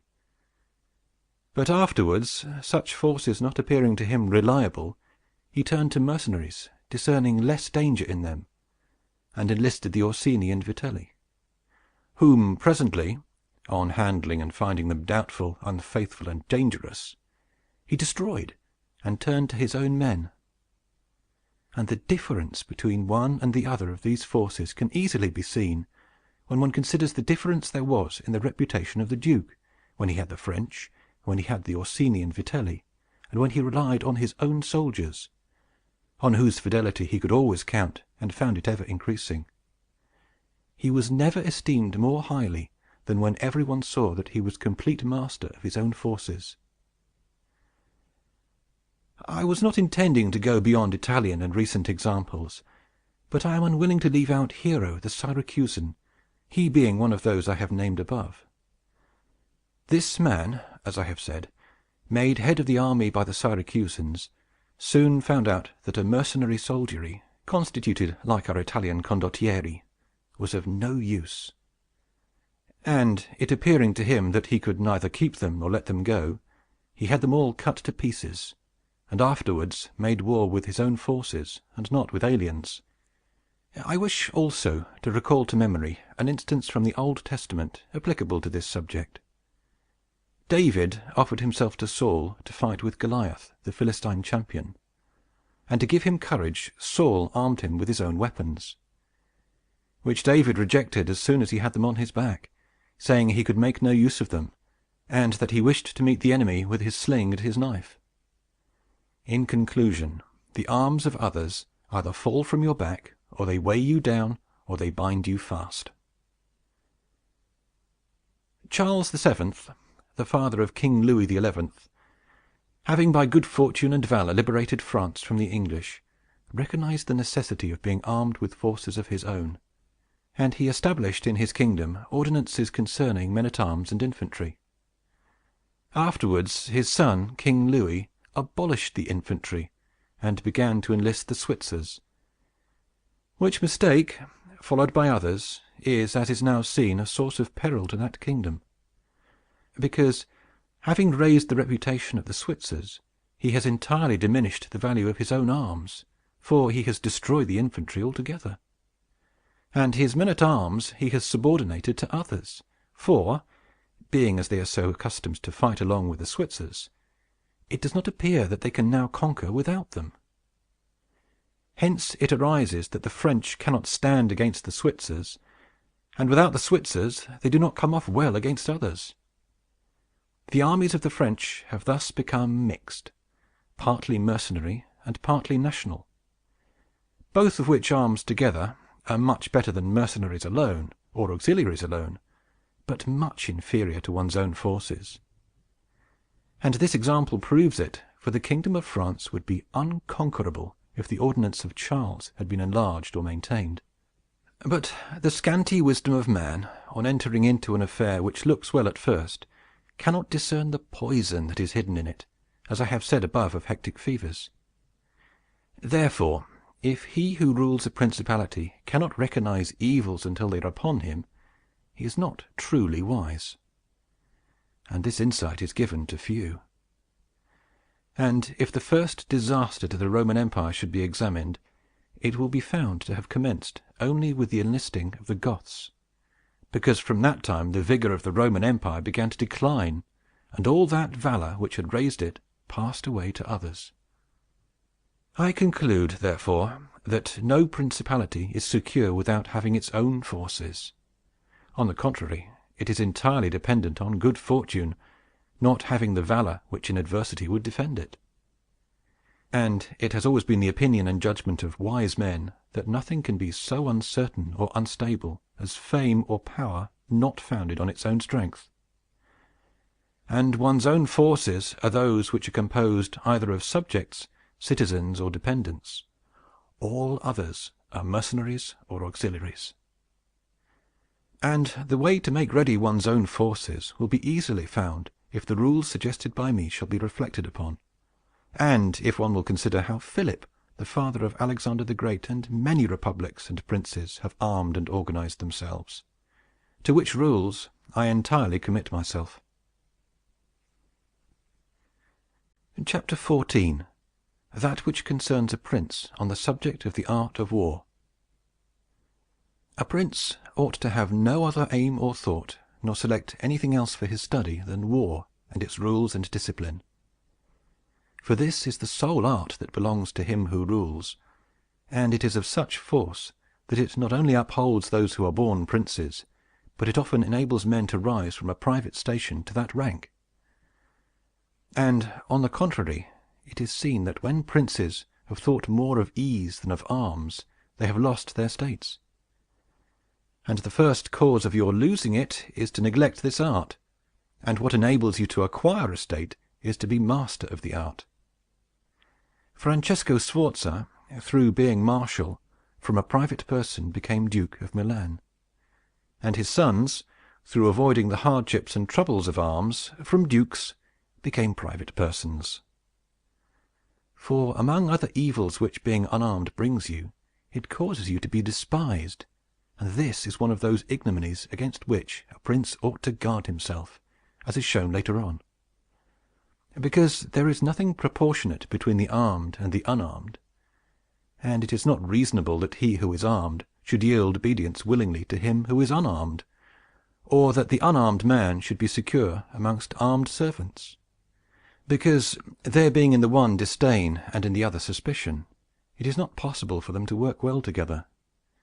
And therefore a prince who does not understand the art of war, over and above the other misfortunes already mentioned, cannot be respected by his soldiers, nor can he rely on them. He ought never, therefore, to have out of his thoughts this subject of war, and in peace he should addict himself more to its exercise than in war. This he can do in two ways, the one by action, the other by study. As regards action, he ought above all things to keep his men well organized and drilled, to follow incessantly the chase, by which he accustoms his body to hardships and learns something of the nature of localities, and gets to find out how the mountains rise, how the valleys open out, how the plains lie, and to understand the nature of rivers and marshes, and in all this to take the greatest care. Which knowledge is useful in two ways. Firstly, he understands to know his country, and is better able to understand its defense. Afterwards, by means of the knowledge and observation of that locality, he understands with ease any other which it may be necessary for him to study hereafter. And because the hills, valleys, and plains, and rivers, and marshes that are, for instance, in Tuscany, have a certain resemblance to those of other countries, so that, with a knowledge of the aspect of one country, one can easily arrive at a knowledge of others. And the prince that lacks this skill lacks the essential which it is desirable that a captain should possess, for it teaches him to surprise his enemy, to select quarters, to lead armies, to array the battle, to besiege towns to advantage. Philopoemen, prince of the Achaeans, among other praises which writers have bestowed on him, is commended because in times of peace he never had anything in his mind but the rules of war. And when he was in the country with friends, he often stopped and reasoned with them.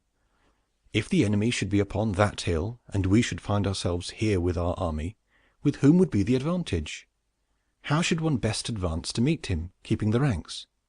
If he should wish to retreat, how ought we to pursue? And he would set forth to them, as he went, all the chances that could befall an army. He would listen to their opinions and state his, confirming it with reasons, so that by these continual discussions there could never arise in time of war any unexpected circumstances that he could not deal with. But to exercise the intellect, the prince should read histories and study the actions of illustrious men, to see how they have borne themselves in war, to examine the causes of their victories and defeat, so as to avoid the latter and imitate the former, and above all do as an illustrious man did, who took as an exemplar one who has been praised and famous before him, and whose achievements and deeds he always kept in his mind. As it is said, Alexander the Great imitated Achilles, Caesar Alexander Scipio Cyrus. And whoever reads the life of Cyrus, written by Xenophon, will recognize afterwards in the life of Scipio how that imitation was his glory, and how in chastity, affability, humanity, and liberality Scipio conformed to those things which have been written of Cyrus by Xenophon. A wise prince ought to observe some such rules, and never in peaceful times stand idle, but increase his resources with industry in such a way that they may be available to him in adversity, so that if fortune chances, it may find him prepared to resist her blows. Chapter 15. Concerning things for which men, and especially princes, are praised or blamed. It remains now to see what ought to be the rules of conduct for a prince towards subject and friends. And as I know that many have written on this point, I expect I shall be considered presumptuous in mentioning it again, especially as in discussing it I shall depart from the methods of other people.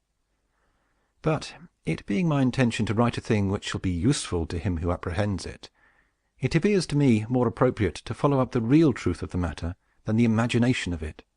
For many have pictured republics and principalities, which in fact have never been known or seen, because how one lives is so far distant from how one ought to live, that he who neglects what is done for what ought to be done sooner effects his ruin than his preservation. For a man who wishes to act entirely up to his professions of virtue soon meets with what destroys him among so much that is evil. Hence it is necessary for a prince wishing to hold his own to know how to do wrong, and how to make use of it or not, according to necessity.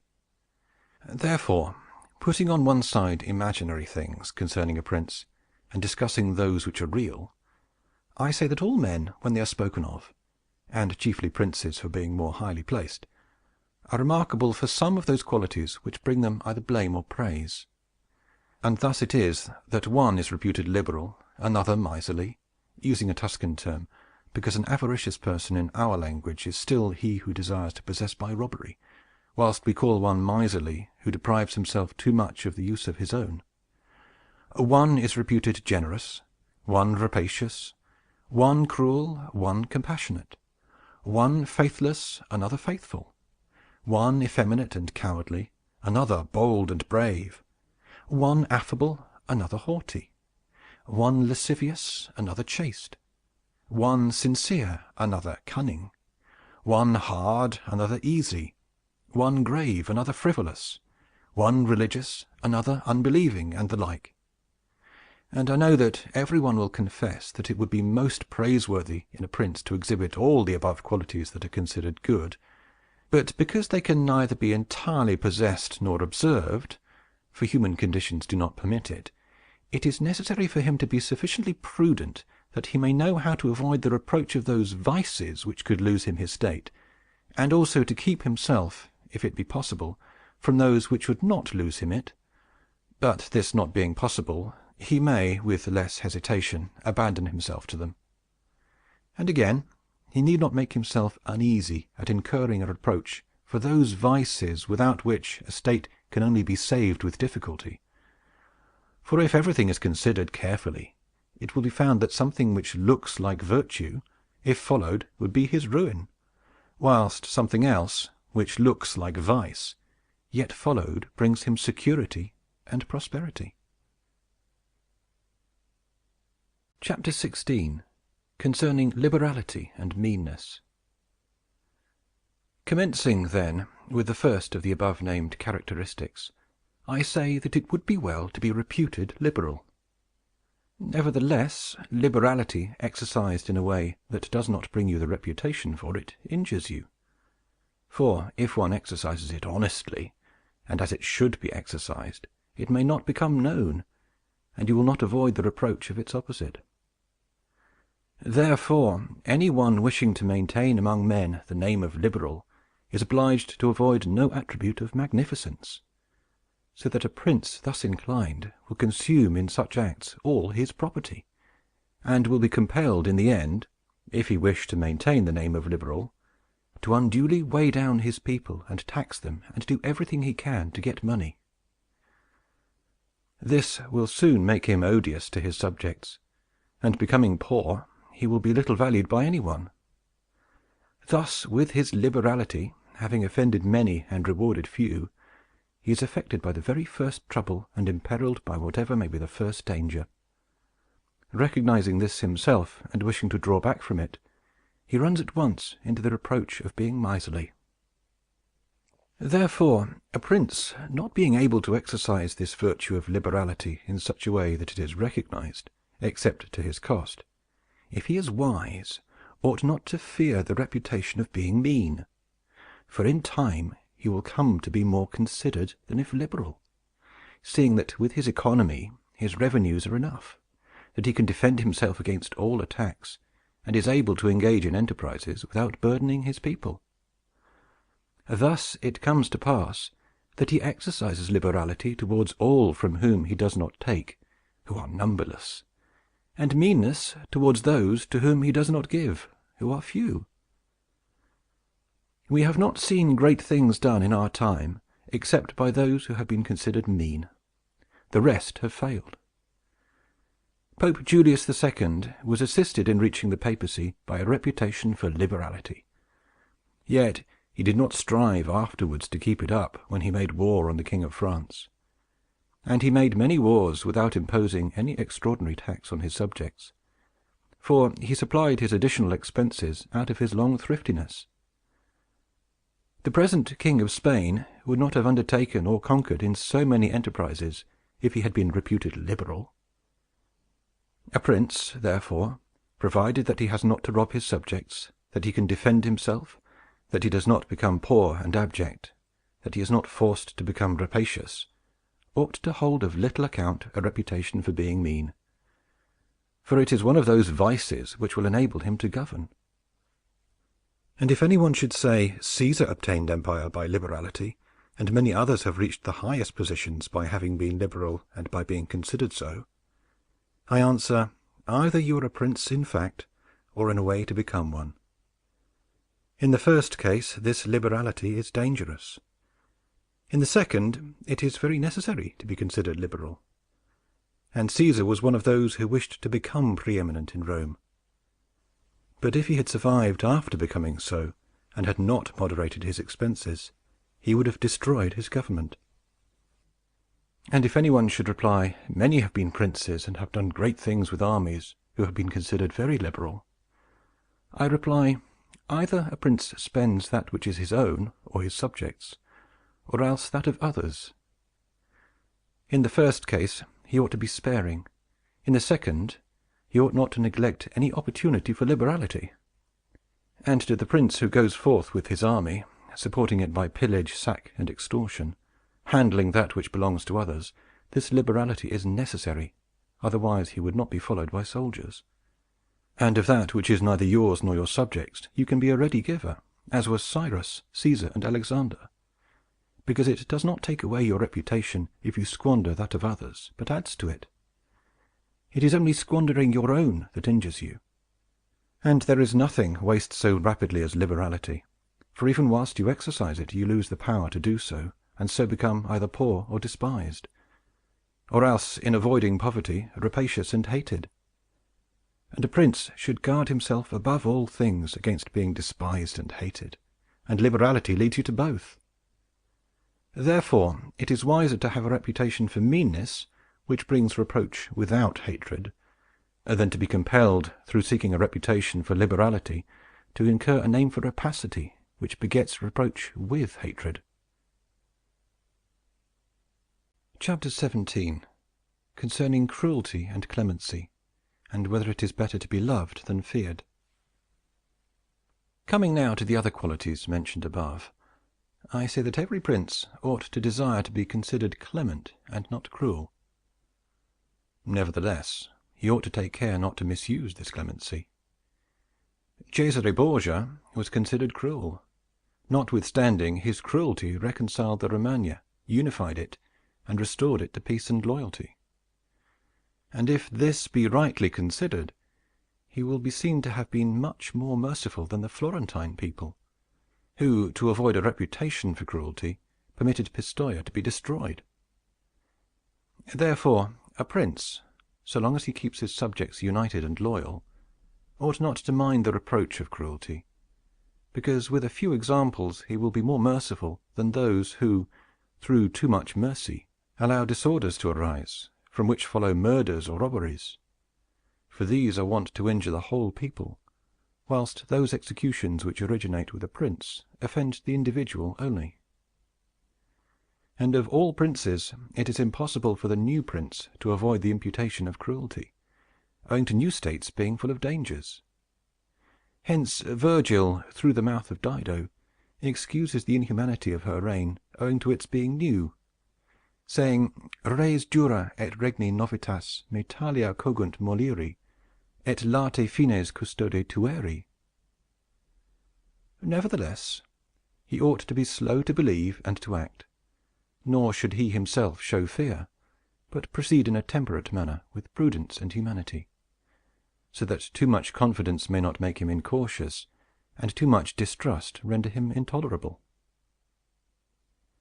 Upon this, a question arises, whether it is better to be loved than feared, or feared than loved.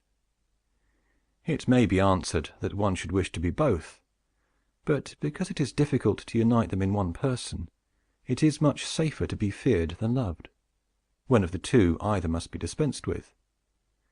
Because this is to be asserted in general of men, that they are ungrateful, fickle, false, cowardly, covetous, and as long as you succeed, they are yours entirely. They will offer you their blood, property, life, and children, as is said above, when the need is far distant. But when it approaches, they turn against you. And that prince who, relying entirely on their promises, has neglected other precautions, is ruined, because friendships that are obtained by payments, and not by greatness or nobility of mind, may indeed be earned, but they are not secured, and in time of need cannot be relied upon. And men have less scruple in offending one who is beloved than one who is feared, For love is preserved by the link of obligation, which, owing to the baseness of men, is broken at every opportunity for their advantage. But fear preserves you by a dread of punishment, which never fails. Nevertheless, a prince ought to inspire fear in such a way that if he does not win love, he avoids hatred, because he can endure very well being feared whilst he is not hated, which will always be as long as he abstains from the property of his citizens and subjects, and from their women. But when it is necessary for him to proceed against the life of someone, he must do it on proper justification and for manifest cause. But above all things he must keep his hands off the property of others, because men more quickly forget the death of their father than the loss of their patrimony. Besides, pretexts for taking away the property are never wanting, for he who has once begun to live by robbery will always find pretexts for seizing what belongs to others. But reasons for taking life, on the contrary, are more difficult to find, and soon elapse. But when a prince is with his army, and has under control a multitude of soldiers, then it is quite necessary for him to disregard the reputation for cruelty, for without it he would never hold his army united or disposed to its duties. Among the wonderful deeds of Hannibal, this one is enumerated, that having led an enormous army, composed of many various races of men, to fight in foreign lands, no dissensions arose either among them or against the prince, whether in his bad or his good fortune. This arose from nothing else than his inhuman cruelty, which, with his boundless valor, made him revered and terrible in the sight of his soldiers. But without that cruelty, his other virtues were not sufficient to produce this effect. And short-sighted writers admire his deeds from one point of view, and from another condemn the principal cause of them. That it is true his other virtues would not have been sufficient for him may be proved by the case of Scipio, that most excellent man, not only of his own times, but within the memory of man, against whom, nevertheless, his army rebelled in Spain. This arose from nothing but his too great forbearance, which gave his soldiers more license than is consistent with military discipline. For this he was upbraided in the Senate by Fabius Maximus, and called the corrupter of the Roman soldiery. The Locrians were laid waste by a legate of Scipio, yet they were not avenged by him, nor was the insolence of the legate punished, owing entirely to his easy nature. Insomuch that someone in the Senate, wishing to excuse him, said there were many men who knew much better how not to err than to correct the errors of others. This disposition, if he had been continued in the command, would have destroyed in time the fame and glory of Scipio. But he being under the control of the Senate, this injurious characteristic not only concealed itself, but contributed to his glory. Returning to the question of being feared or loved, I come to the conclusion that men loving according to their own will, and fearing according to that of the prince, a wise prince should establish himself on that which is in his own control, and not in that of others. He must endeavor only to avoid hatred, as is noted. Chapter 18. Concerning the way in which princes should keep faith. Everyone admits how praiseworthy it is in a prince to keep faith, and to live with integrity and not with craft. Nevertheless, our experience has been that those princes who have done great things have held good faith of little account, and have known how to circumvent the intellect of men by craft, and in the end have overcome those who have relied on their word. You must know there are two ways of contesting, one by the law, the other by force. The first method is proper to men, the second to beasts. But because the first is frequently not sufficient, it is necessary to have recourse to the second.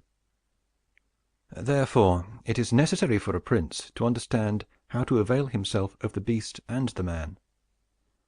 This has been figuratively taught to princes by ancient writers, who describe how Achilles and many other princes of old were given to the centaur Chiron to nurse, who brought them up in his discipline. Which means solely that, as they had for a teacher one who was half beast and half man, so it is necessary for a prince to know how to make use of both natures, and that one without the other is not durable.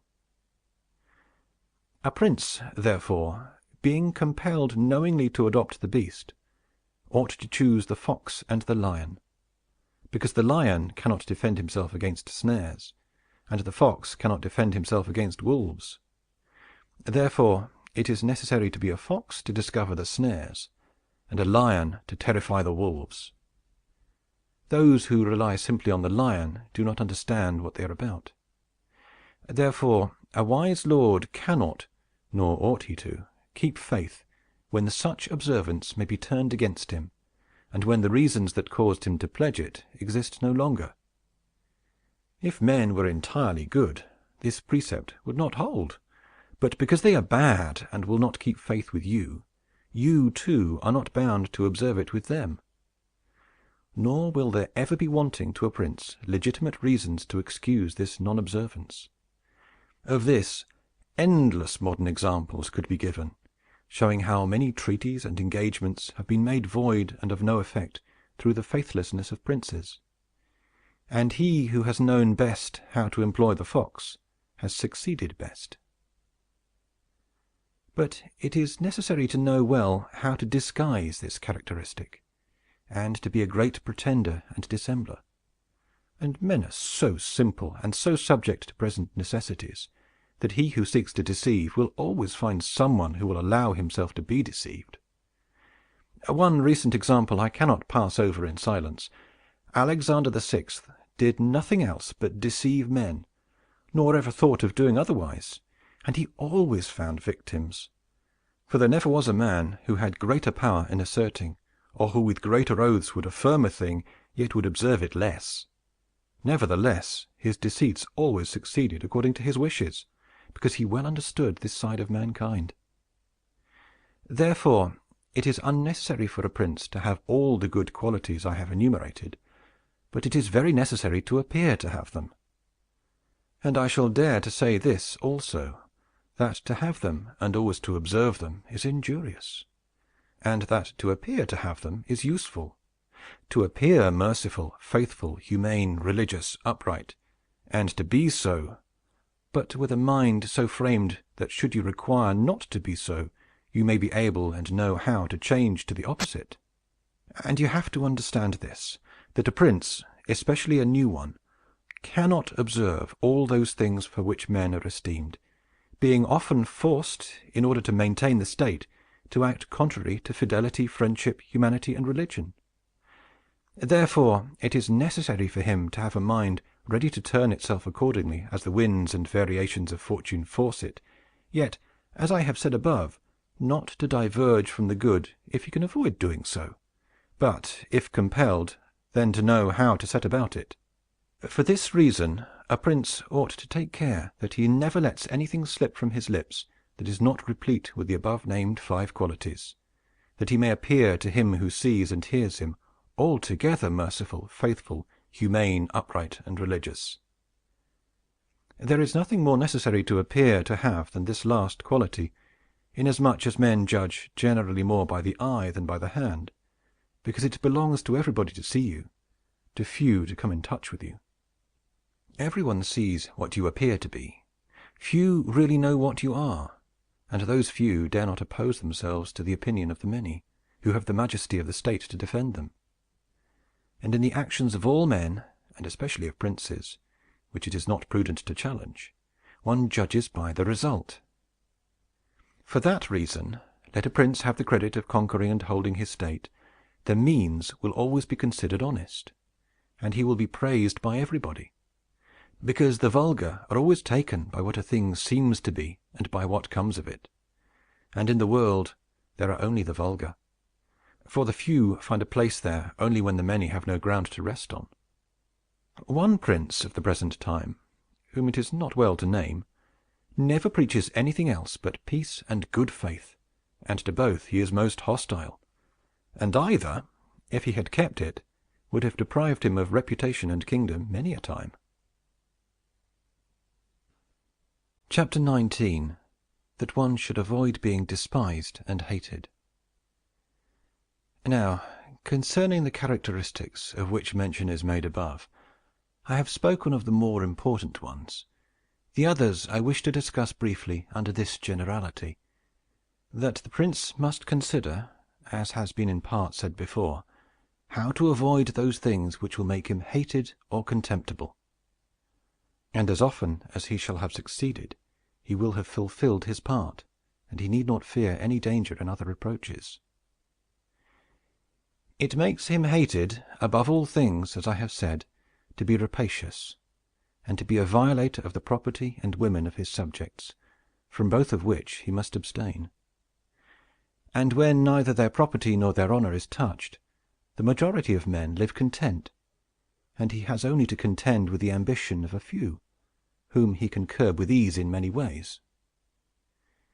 It makes him contemptible to be considered fickle, frivolous, effeminate, mean-spirited, irresolute, from all of which a prince should guard himself as from a rock.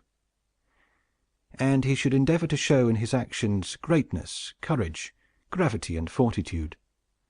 And in his private dealings with his subjects, let him show that his judgments are irrevocable, and maintain himself in such reputation that no one can hope either to deceive him or to get round him. That prince is highly esteemed who conveys this impression of himself, and he who is highly esteemed is not easily conspired against. For, provided it is well known that he is an excellent man and revered by his people, he can only be attacked with difficulty. For this reason a prince ought to have two fears, one from within, on account of his subjects, the other from without, on account of external powers. From the latter he is defended by being well armed and having good allies. And if he is well armed, he will have good friends. And affairs will always remain quiet within when they are quiet without, unless they should have been already disturbed by conspiracy. And even should affairs outside be disturbed, if he has carried out his preparations, and has lived as I have said, as long as he does not despair, he will resist every attack, as I said Nabis the Spartan did. But concerning his subjects, when affairs outside are disturbed, he has only to fear that they will conspire secretly, from which a prince can easily secure himself, by avoiding being hated and despised, and by keeping the people satisfied with him, which is most necessary for him to accomplish, as I have said above at length. And one of the most efficacious remedies that a prince can have against conspiracies is not to be hated and despised by the people, for he who conspires against a prince always expects to please them by his removal. But when the conspirator can only look forward to offending them, he will not have the courage to take such a course, for the difficulties that confront a conspirator are infinite. And as experience shows, many have been the conspiracies, but few have been successful, because he who conspires cannot act alone, nor can he take a companion except from those whom he believes to be malcontents. And as soon as you have opened your mind to a malcontent, you have given him the material with which to content himself. For by denouncing you, he can look for every advantage. So that, seeing the gain from this course to be assured, and seeing the other to be doubtful and full of dangers, he must be a very rare friend, or a thoroughly obstinate enemy of the prince, to keep faith with you. And, to reduce the matter into a small compass, I say that on the side of the conspirator there is nothing but fear, jealousy, prospect of punishment to terrify him. But on the side of the prince there is the majesty of the principality, the laws, the protection of friends and the state to defend him, so that, adding to all these things the popular goodwill, it is impossible that anyone should be so rash as to conspire. For, whereas in general the conspirator has to fear before the execution of his plot, in this case he has also to fear the sequel to the crime, because on account of it he has the people for an enemy, and thus cannot hope for any escape. Endless examples could be given on this subject, but I will be content with one, brought to pass within the memory of our fathers.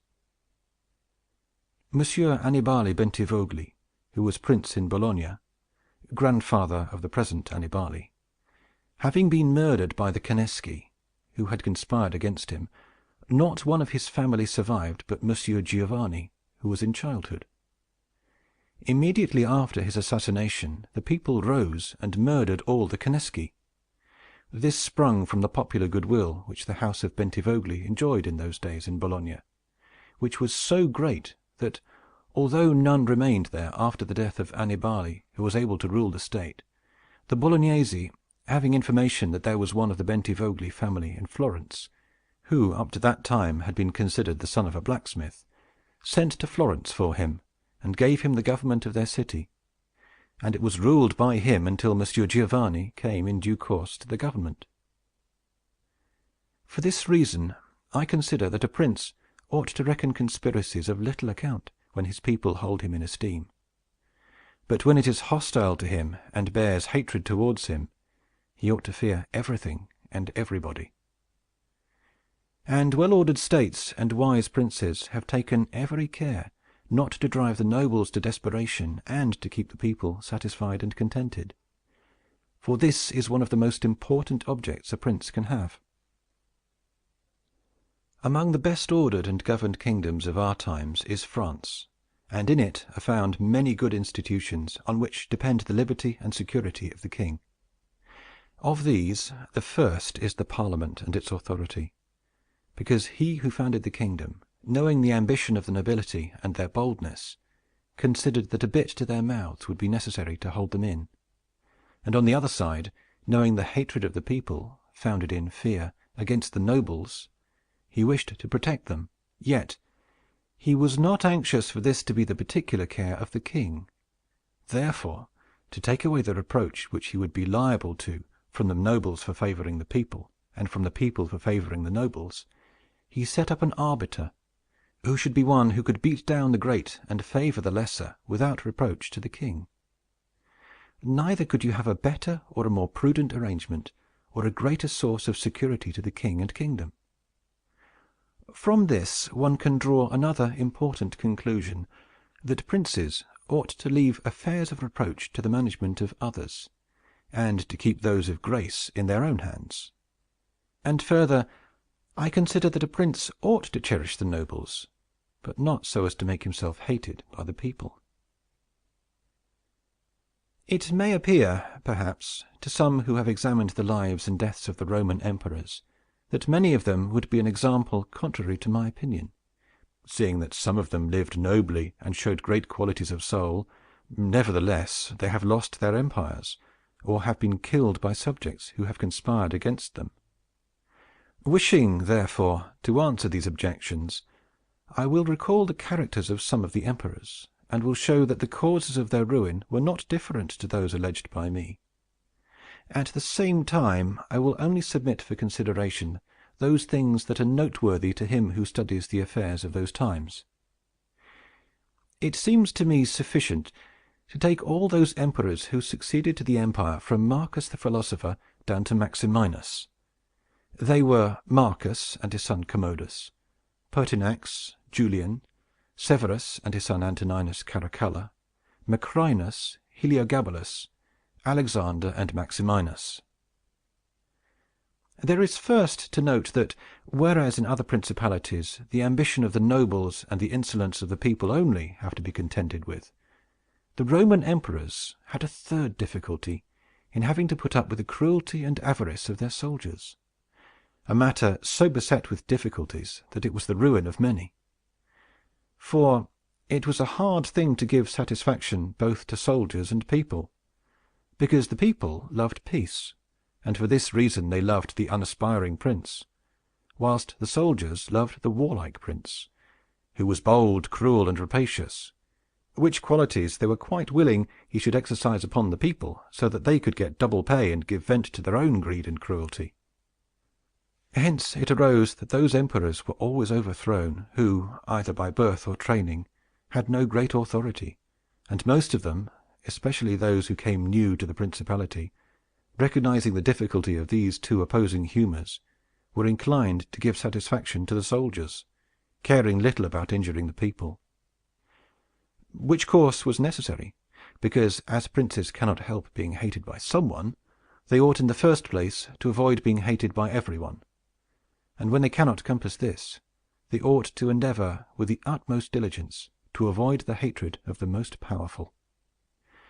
Therefore, those emperors, who through inexperience had need of special favor, adhered more readily to the soldiers than to the people, a course which turned out advantageous to them or not, accordingly as the prince knew how to maintain authority over them. From these causes it arose that Marcus, Pertinax, and Alexander, being all men of modest life, lovers of justice, enemies to cruelty, humane and benignant, came to a sad end, except Marcus.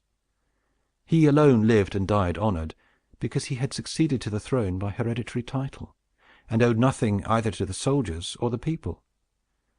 And afterwards, being possessed of many virtues which made him respected, he always kept both orders in their places whilst he lived, and was neither hated nor despised. But Pertinax was created emperor against the wishes of the soldiers, who, being accustomed to live licentiously under Commodus, could not endure the honest life to which Pertinax wished to reduce them. Thus, having given cause for hatred, to which hatred there was added contempt for his old age, he was overthrown at the very beginning of his administration. And here it should be noted that hatred is acquired as much by good works as by bad ones. Therefore, as I said before, a prince wishing to keep his state is very often forced to do evil. For when that body is corrupt whom you think you have need of to maintain yourself, it may be either the people or the soldiers or the nobles, you have to submit to its humors and to gratify them, and then good works will do you harm.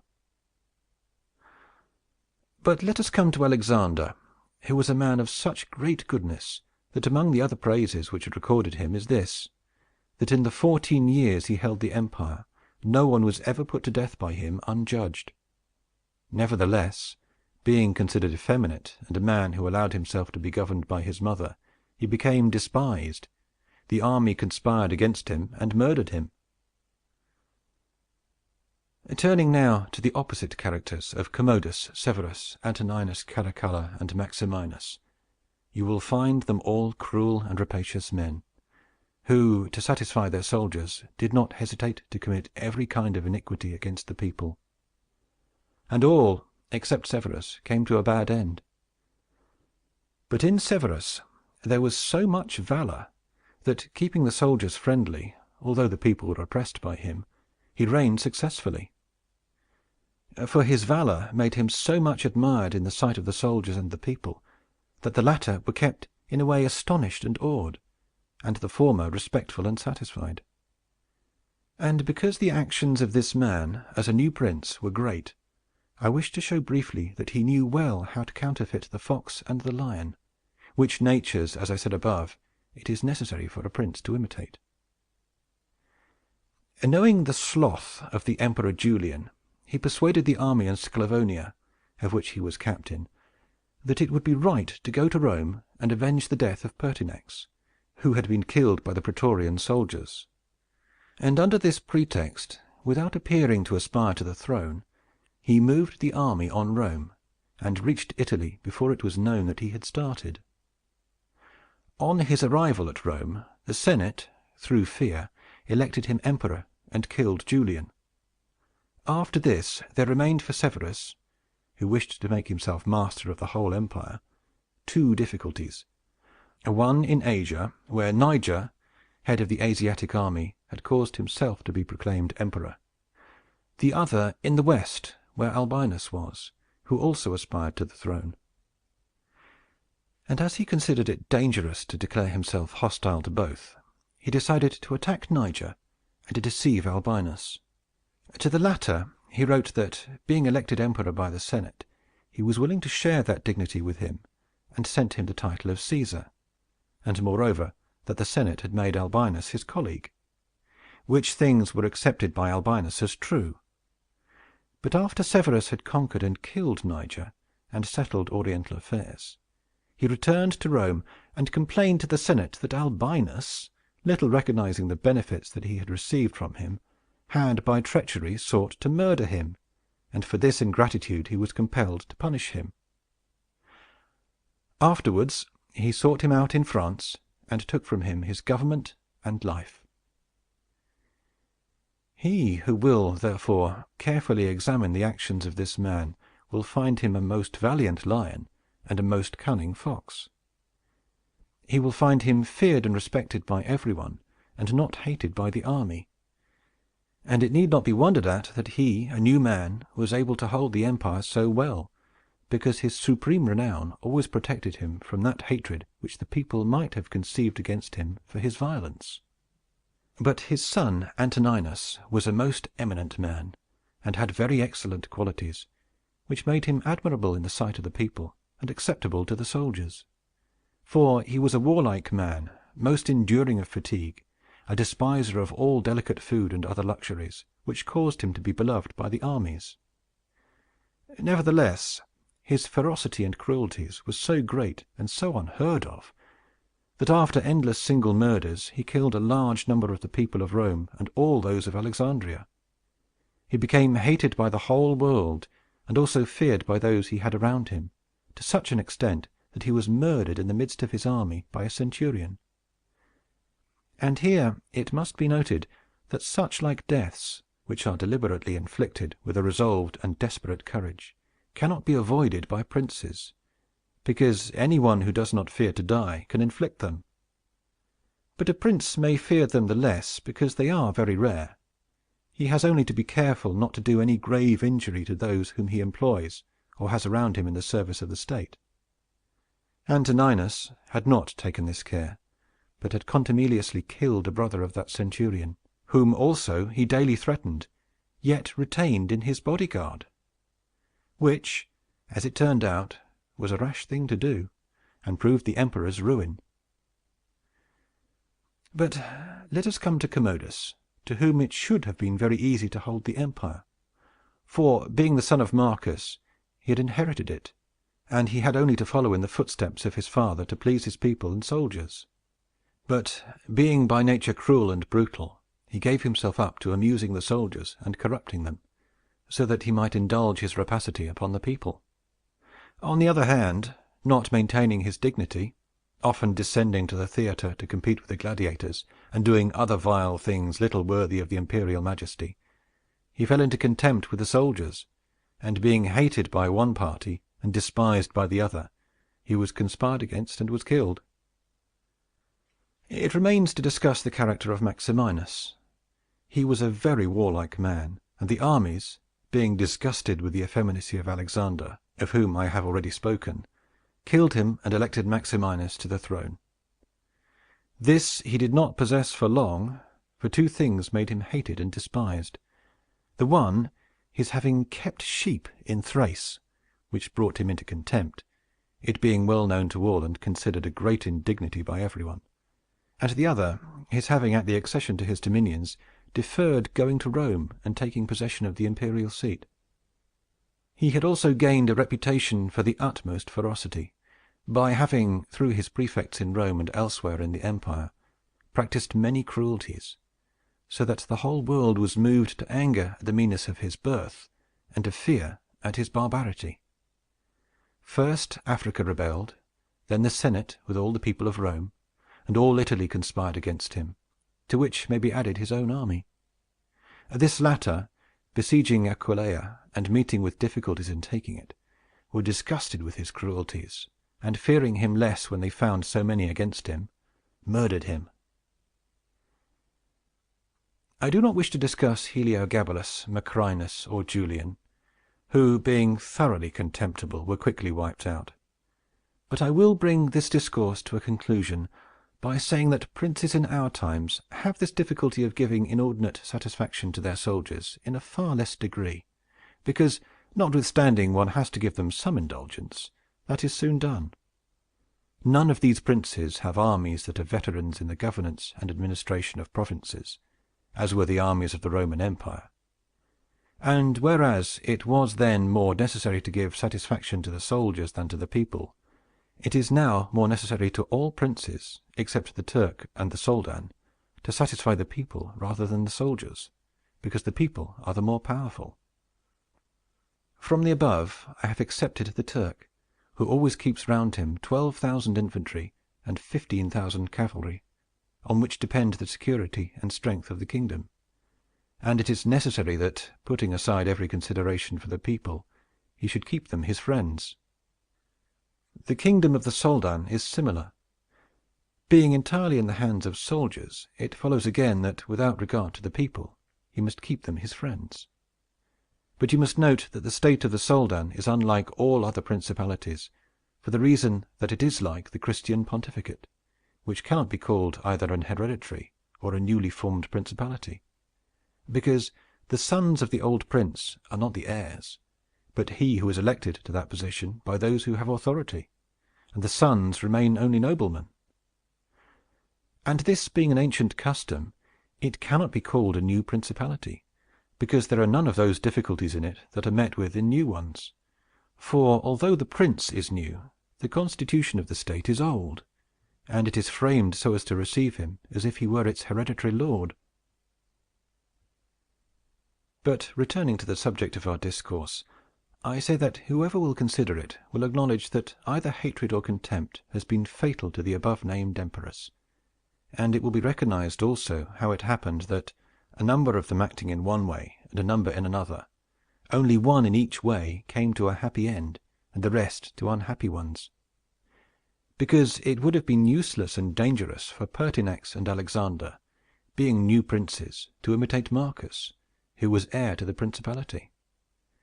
And likewise it would have been utterly destructive to Caracalla, Commodus, and Maximinus to have imitated Severus, they not having sufficient valor to enable them to tread in his footsteps.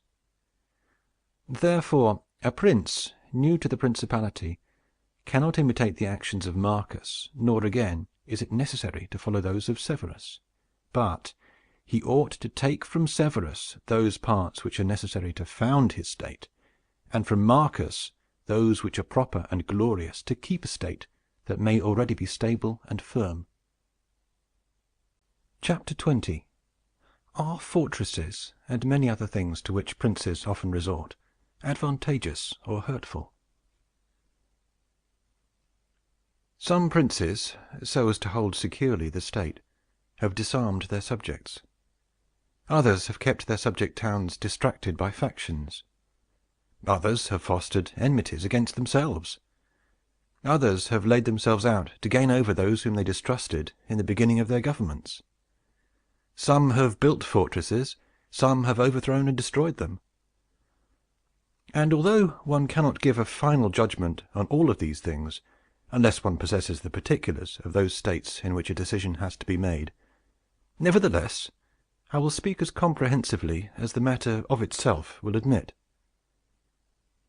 There never was a new prince who has disarmed his subjects. Rather, when he has found them disarmed, he has always armed them, because by arming them, those arms become yours. Those men who were distrusted become faithful, and those who were faithful are kept so, and your subjects become your adherents. And whereas all subjects cannot be armed, yet when those whom you do arm are benefited, the others can be handled more freely.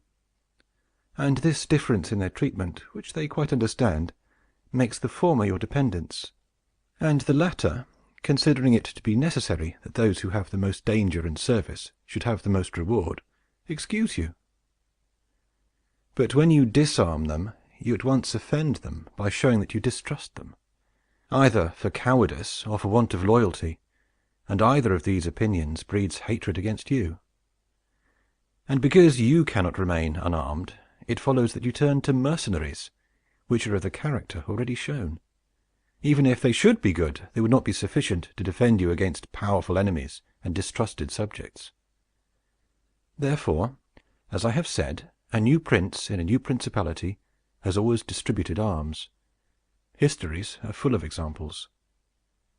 But when a prince acquires a new state, which he adds as a province to his old one, then it is necessary to disarm the men of that state, except those who have been his adherents in acquiring it. And these again, with time and opportunity, should be rendered soft and effeminate. And matters should be managed in such a way that all the armed men in the state shall be your own soldiers, who in your old state were living near you. Our forefathers, and those who are reckoned wise, were accustomed to say that it was necessary to hold Pistoia by factions and Pisa by fortresses. And with this idea they fostered quarrels in some of their tributary towns, so as to keep possession of them the more easily. This may have been well enough in those times, when Italy was in a way balanced, but I do not believe that it can be accepted as a precept for today, because I do not believe that factions can ever be of use. Rather, it is certain that when the enemy comes upon you in divided cities, you are quickly lost, because the weakest party will always assist the outside forces, and the others will not be able to resist. The Venetians, moved, as I believe, by the above reasons, fostered the Guelph and Ghibelline factions in their tributary cities, and although they never allowed them to come to bloodshed, yet they nursed these disputes amongst them, so that the citizens, distracted by their differences, should not unite against them, which, as we saw, did not afterwards turn out as expected, because after the rout at Vaila, one party at once took courage and seized the state. Such methods argue, therefore, weakness in the prince, because these factions will never be permitted in a vigorous principality. Such methods for enabling one the more easily to manage subjects are only useful in times of peace, but if war comes, this policy proves fallacious. Without doubt, princes become great when they overcome the difficulties and obstacles by which they are confronted, and therefore fortune, especially when she desires to make a new prince great, who has a greater necessity to earn renown than an hereditary one, causes enemies to arise and form designs against him, in order that he may have the opportunity of overcoming them, and by them to mount higher, as by a ladder which his enemies have raised. For this reason, many consider that a wise prince, when he has the opportunity, ought, with craft, to foster some animosity against himself, so that, having crushed it, his renown may rise higher. Princes, especially new ones, have found more fidelity and assistance in those men who, in the beginning of their rule, were distrusted, than among those who in the beginning were trusted. Pandolfo Petrucci, Prince of Siena, ruled his state more by those who had been distrusted than by others. But on this question one cannot speak generally, for it varies so much with the individual. I will only say this, that men who at the commencement of a princedom have been hostile, if they are of a description to need assistance to support themselves, can always be gained over with the greatest ease, and they will be tightly held to serve the prince with fidelity, inasmuch as they know it to be very necessary for them to cancel by deeds the bad impression which he had formed of them. And thus the prince always extracts more profit from them than from those who, serving him in too much security, may neglect his affairs. And since the matter demands it, I must not fail to warn a prince who by means of secret favors has acquired a new state, that he must well consider the reasons which induced those to favor him who did so. And if it be not a natural affection towards him, but only discontent with their government, then he will only keep them friendly with great trouble and difficulty, for it will be impossible to satisfy them.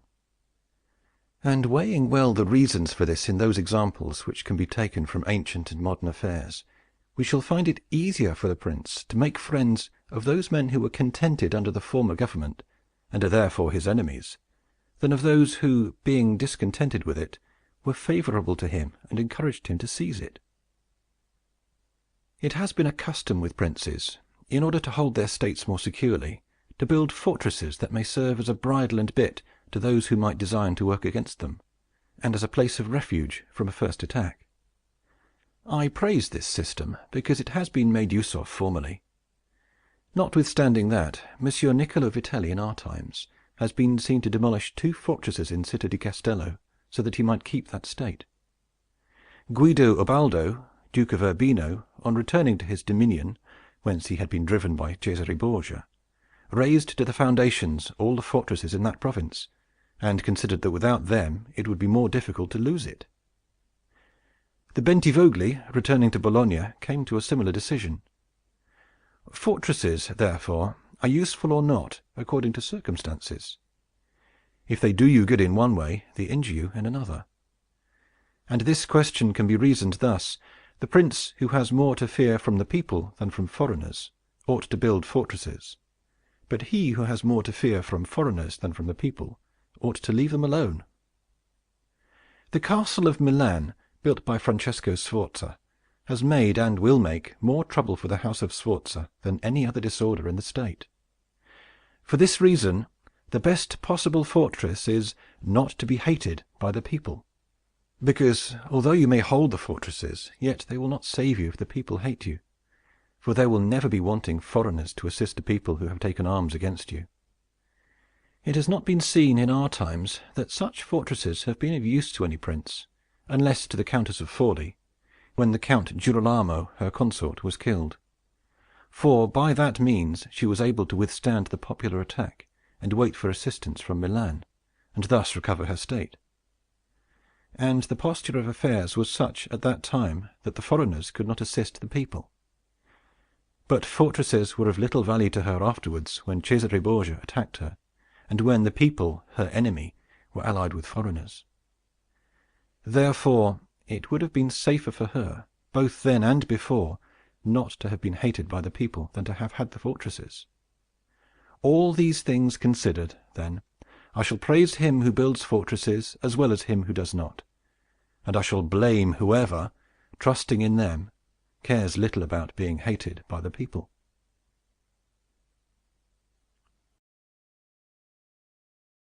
Chapter 21. How a Prince should conduct himself so as to gain renown.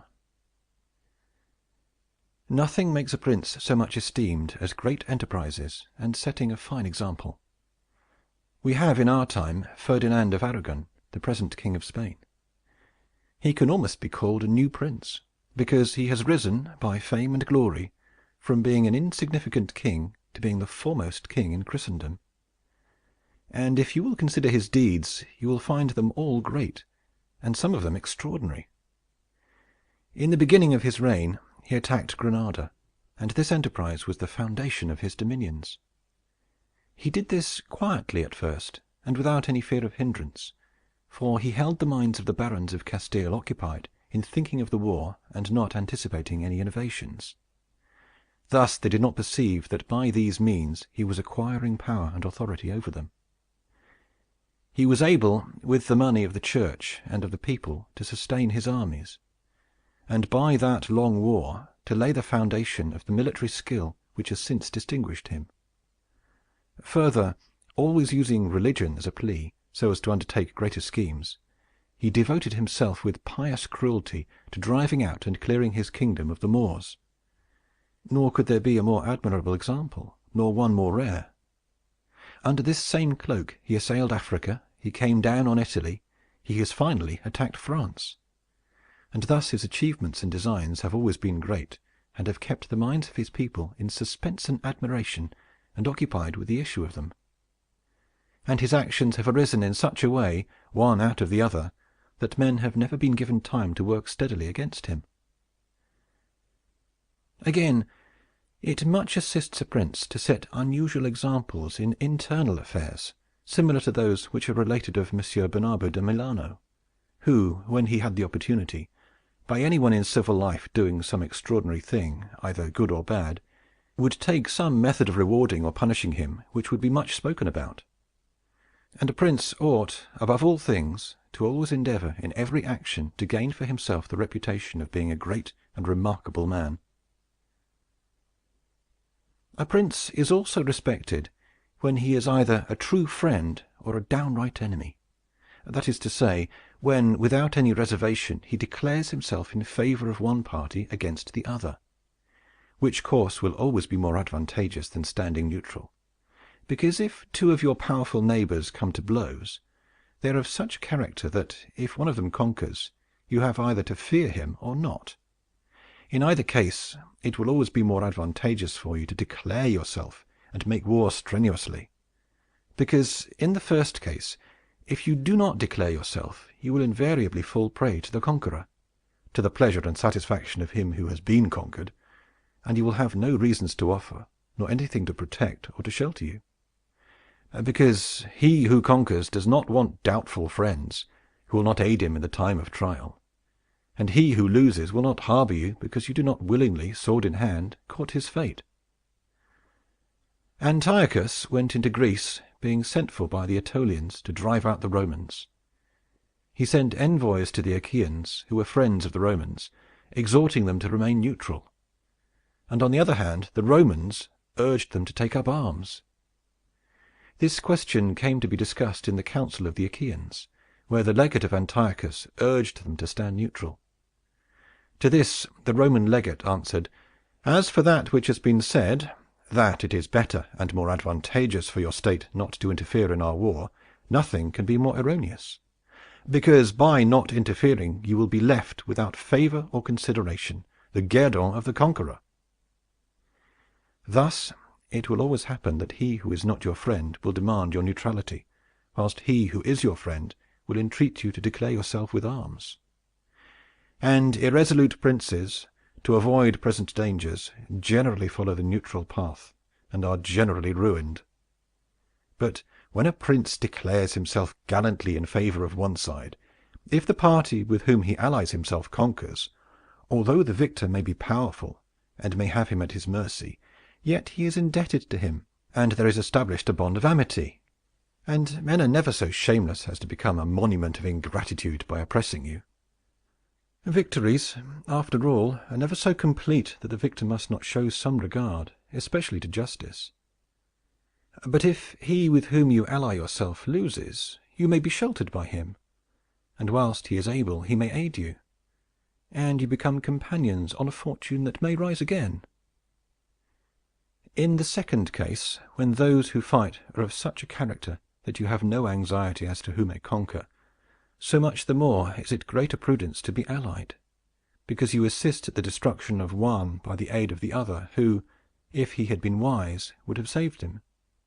And conquering, as it is impossible that he should not do with your assistance, he remains at your discretion. And here it is to be noted that a prince ought to take care never to make an alliance with one more powerful than himself for the purposes of attacking others, unless necessity compels him, as is said above. Because if he conquers, you are at his discretion, and princes ought to avoid as much as possible being at the discretion of anyone.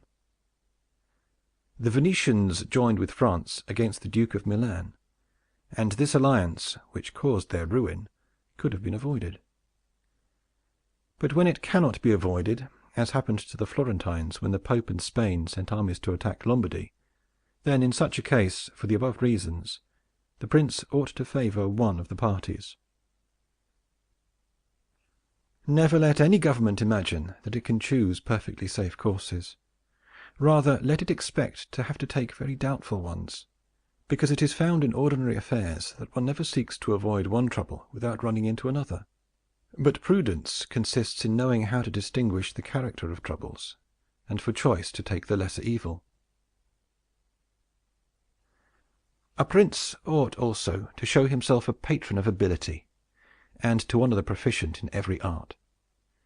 At the same time, he should encourage his citizens to practice their callings peaceably, both in commerce and agriculture, and in every other following, so that the one should not be deterred from improving his possessions for fear lest they be taken away from him, or another from opening up trade for fear of taxes.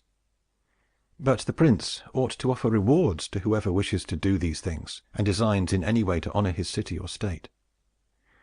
Further, he ought to entertain the people with festivals and spectacles at convenient seasons of the year, and as every city is divided into guilds or into societies, he ought to hold such bodies in esteem, and associate with them sometimes, and show himself an example of courtesy and liberality, nevertheless always maintaining the majesty of his rank, for this he must never consent to abate in anything.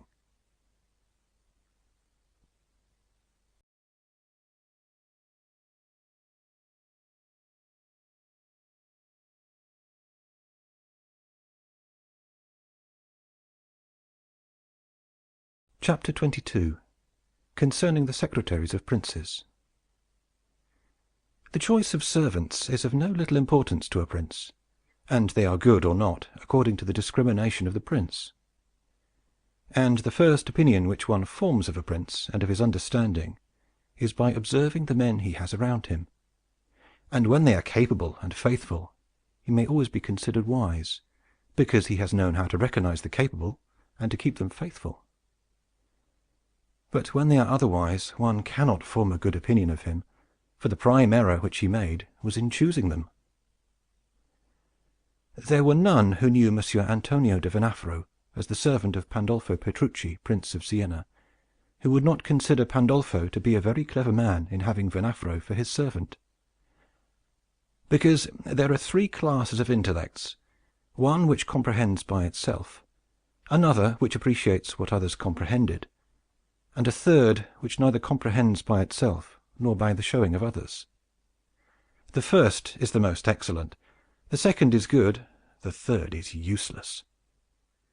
Therefore it follows necessarily that if Pandolfo was not in the first rank, he was in the second. For whenever one has judgment to know good and bad when it is said and done, although he himself may not have the initiative, yet he can recognize the good and the bad in his servant, and the one he can praise and the other correct. Thus the servant cannot hope to deceive him, and is kept honest. But to enable a prince to form an opinion of his servant, there is one test which never fails. When you see the servant thinking more of his own interests than yours, and seeking inwardly his own profit in everything, such a man will never make a good servant, nor will you ever be able to trust him. Because he who has the state of another in his hands ought never to think of himself, but always of his prince, and never pay any attention to matters in which the prince is not concerned. On the other hand, to keep his servant honest, the prince ought to study him, honoring him, enriching him, doing him kindnesses, sharing with him the honors and cares, and at the same time let him see that he cannot stand alone, so that many honors may not make him desire more, many riches make him wish for more, and that many cares may make him dread chances.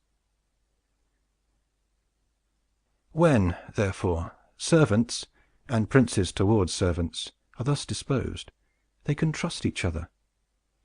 But when it is otherwise, the end will always be disastrous for either one or the other. Chapter 23. How Flatterers should be avoided.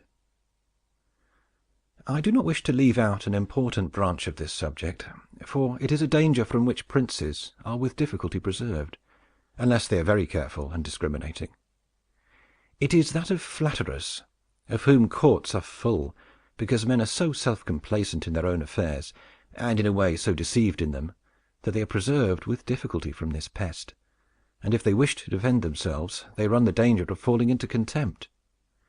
Because there is no other way of guarding oneself from flatterers, except letting men understand that to tell you the truth does not offend you. But when everyone may tell you the truth, respect for you abates. Therefore, a wise prince ought to hold a third course, by choosing the wise men in his state, and giving to them only the liberty of speaking the truth to him, and then only of those things of which he inquires, and of none others. But he ought to question them upon everything, and listen to their opinions, and afterwards form his own conclusions. With these counsellors, separately and collectively, he ought to carry himself in such a way that each of them should know that the more freely he shall speak, the more he shall be preferred. Outside of these, he should listen to no one, pursue the thing resolved on, and be steadfast in his resolutions. He who does otherwise is either overthrown by flatterers, or is so often changed by varying opinions that he falls into contempt. I wish on this subject to adduce a modern example. Fra Luca, the man of affairs to Maximilian, the present emperor, speaking of his Majesty, said, "He consulted with no one, yet never got his own way in anything." This arose because of his following a practice the opposite to the above. For the emperor is a secretive man.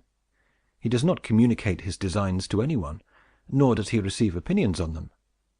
But as in carrying them into effect they become revealed and known, they are at once obstructed by those men whom he has around him, and he, being pliant, is diverted from them. Hence it follows that those things he does one day he undoes the next, and no one ever understands what he wishes or intends to do, and no one can rely on his resolutions. A prince, therefore, ought always to take counsel, but only when he wishes, and not when others wish. He ought rather to discourage everyone from offering advice unless he asks it. But, however, he ought to be a constant inquirer, and afterwards a patient listener concerning the things of which he inquired. Also, on learning that anyone, on any consideration, has not told him the truth, he should let his anger be felt.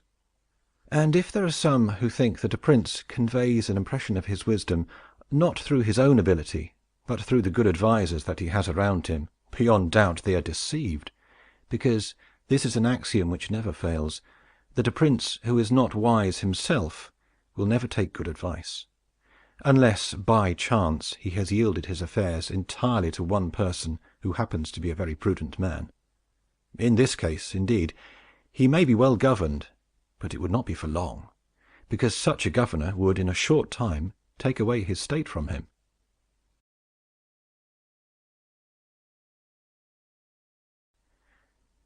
But if a prince who is not inexperienced should take counsel from more than one, he will never get united counsels, nor will he know how to unite them. Each of the counsellors will think of his own interests, and the prince will not know how to control them or to see through them. And they are not to be found otherwise, because men will always prove untrue to you unless they are kept honest by constraint. Therefore, it must be inferred that good counsels, whencesoever they come, are born of the wisdom of the prince, and not the wisdom of the prince from good counsels.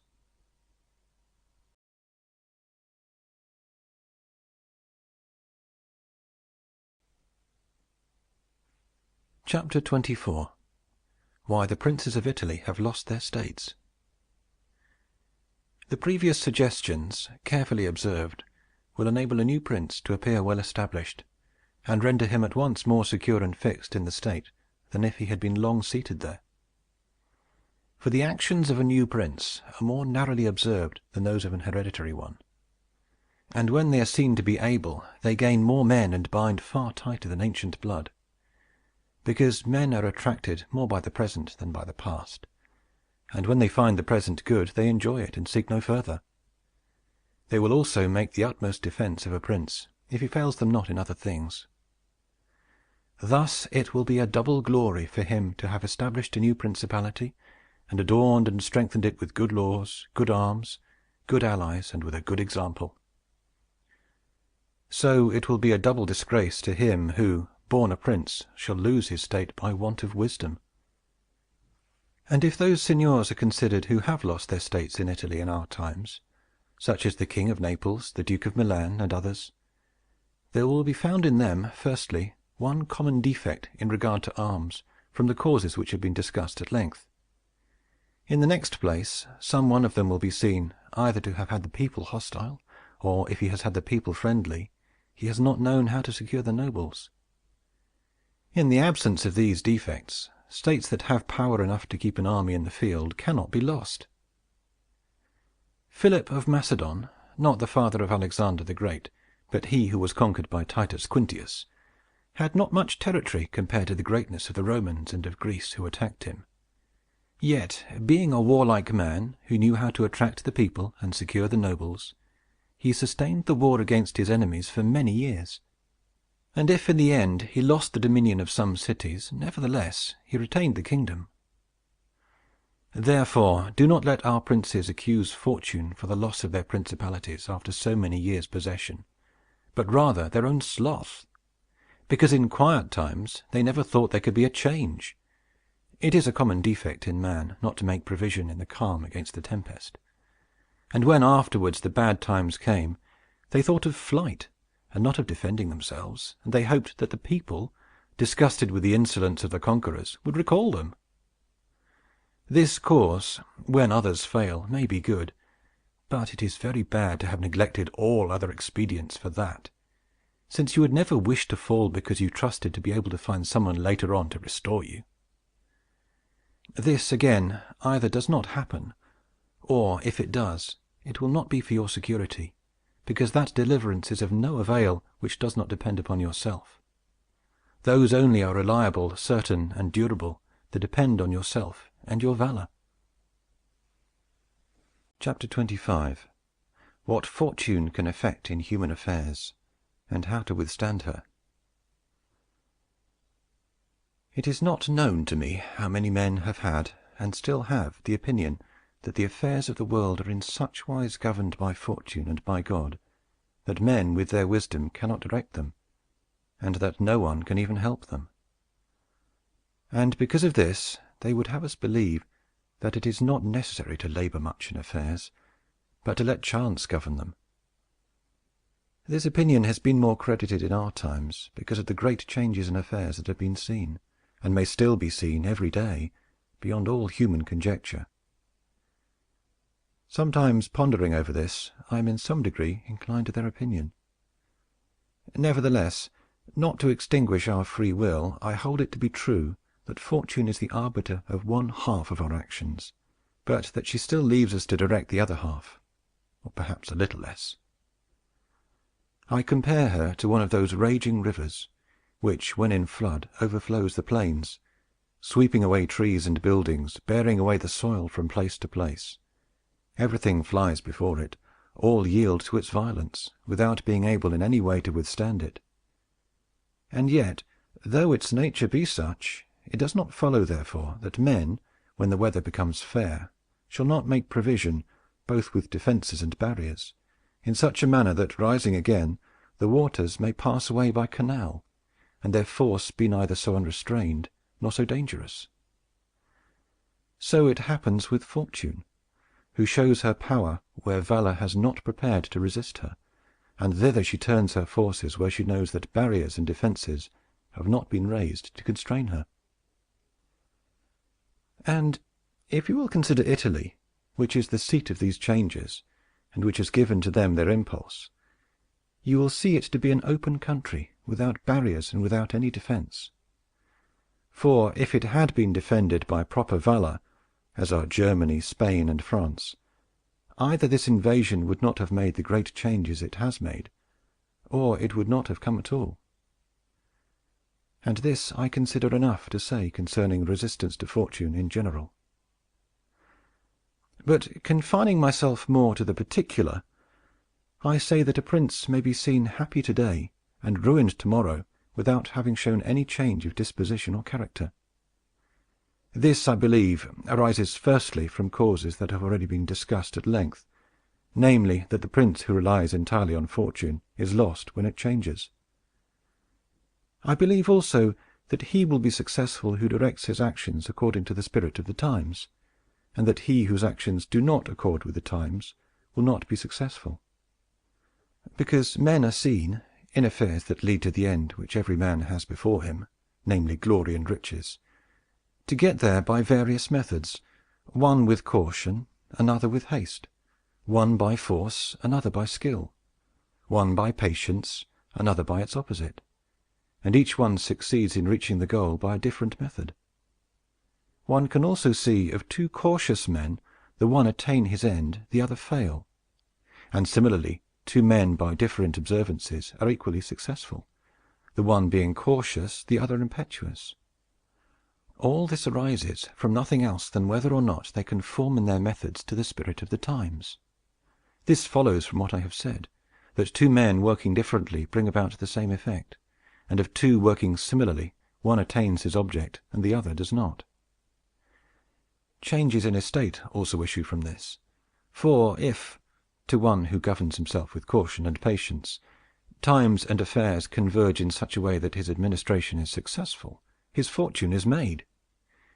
But if times and affairs change, he is ruined if he does not change his course of action.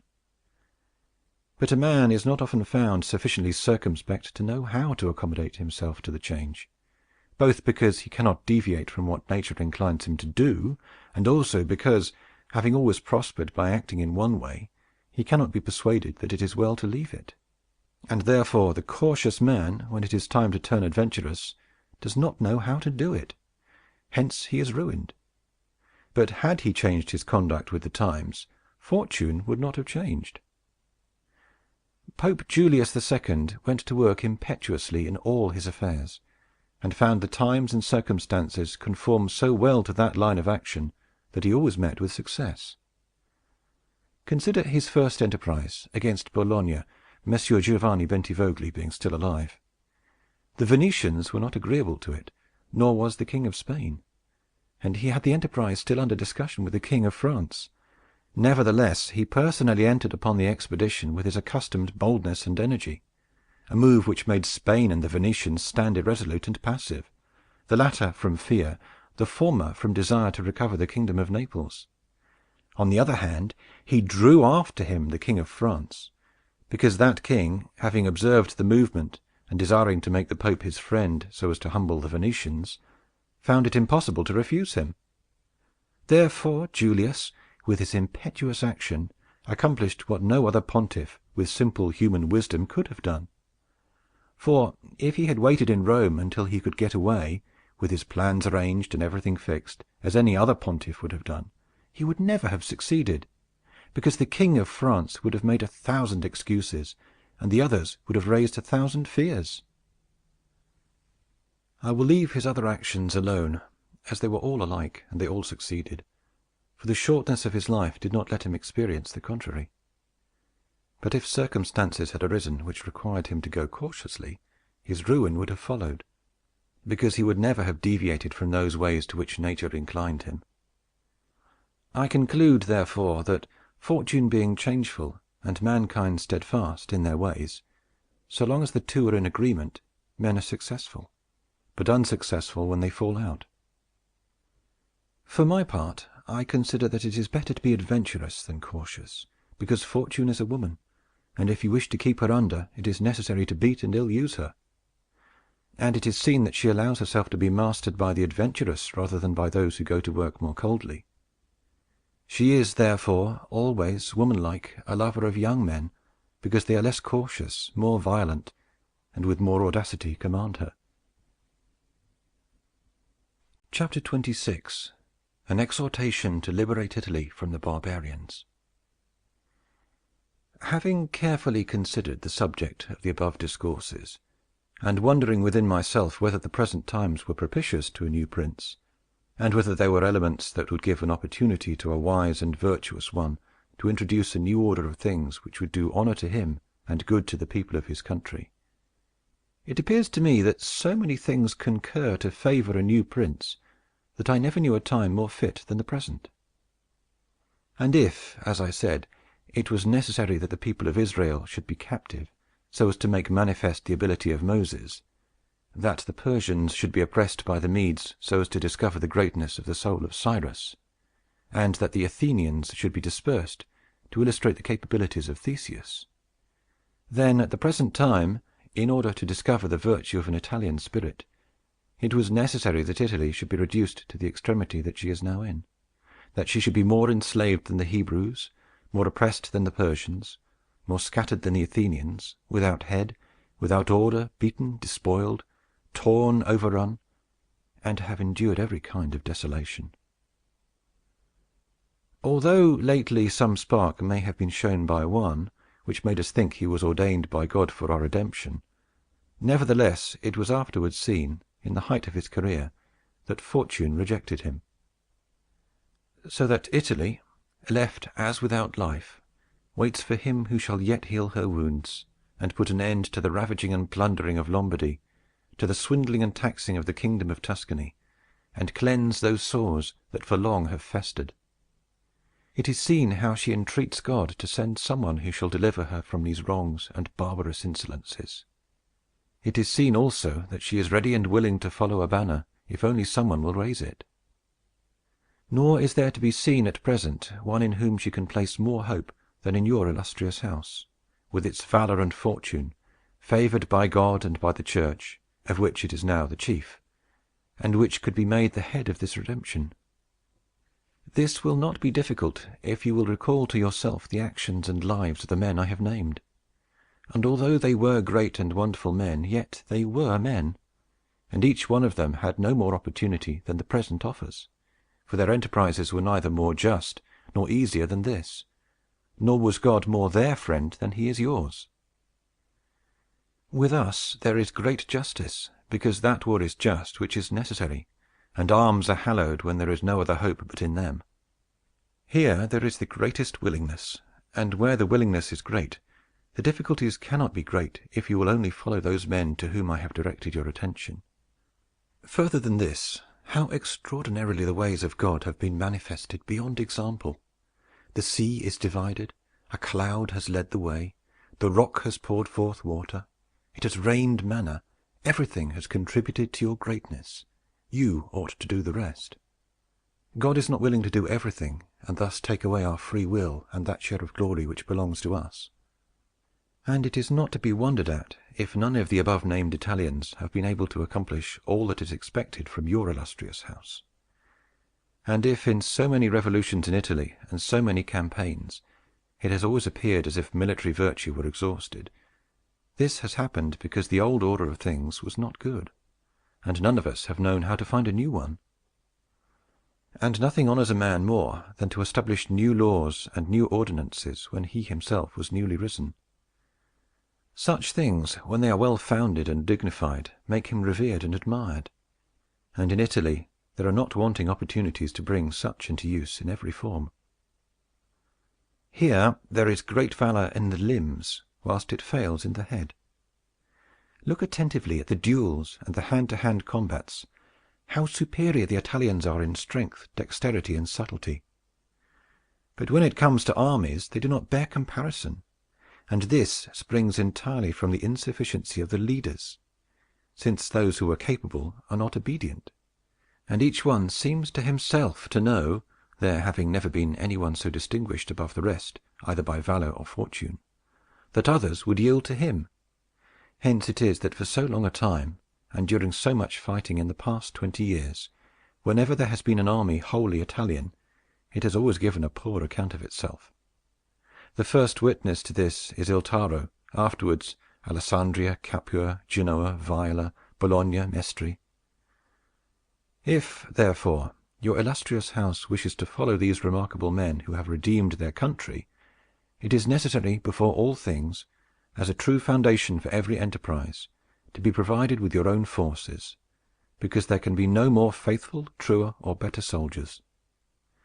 And although singly they are good, altogether they will be much better when they find themselves commanded by their prince, honored by him, and maintained at his expense. Therefore it is necessary to be prepared with such arms, so that you can be defended against foreigners by Italian valor. And although Swiss and Spanish infantry may be considered very formidable, nevertheless there is a defect in both, by reason of which a third order would not only be able to oppose them, but might be relied upon to overthrow them. For the Spaniards cannot resist cavalry, and the Switzers are afraid of infantry whenever they encounter them in close combat. Owing to this, as has been and may again be seen, the Spaniards are unable to resist French cavalry, and the Switzers are overthrown by Spanish infantry. And although a complete proof of this latter cannot be shown, nevertheless there was some evidence of it at the Battle of Ravenna, when the Spanish infantry were confronted by German battalions, who followed the same tactics as the Swiss.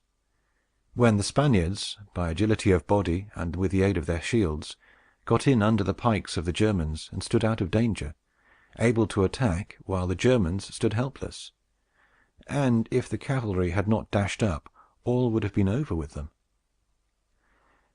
It is possible, therefore, knowing the defects of both these infantries, to invent a new one, which will resist cavalry and not be afraid of infantry. This need not create a new order of arms, but a variation upon the old. And these are the kind of improvements which confer reputation and power upon a new prince. This opportunity, therefore, ought not to be allowed to pass for letting Italy at last see her liberator appear.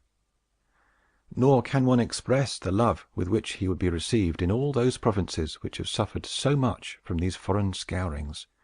With what thirst for revenge, with what stubborn faith, with what devotion, with what tears! What door would be closed to him? Who would refuse obedience to him? What envy would hinder him? What Italian would refuse him homage? To all of us this barbarous dominion stinks. Let, therefore, your illustrious house take up this charge with that courage and hope with which all just enterprises are undertaken, so that under its standard our native country may be ennobled, and under its auspices may be verified that saying of Petrarch: Virtu contro al furore prendera l'arme e fier il combate corto. C'è l'antico valore negli italici cor non è ancor morto. Virtue against fury shall advance the fight, and it i' the combat soon shall put to flight. For the old Roman valor is not dead, nor in th' Italians' breasts extinguished.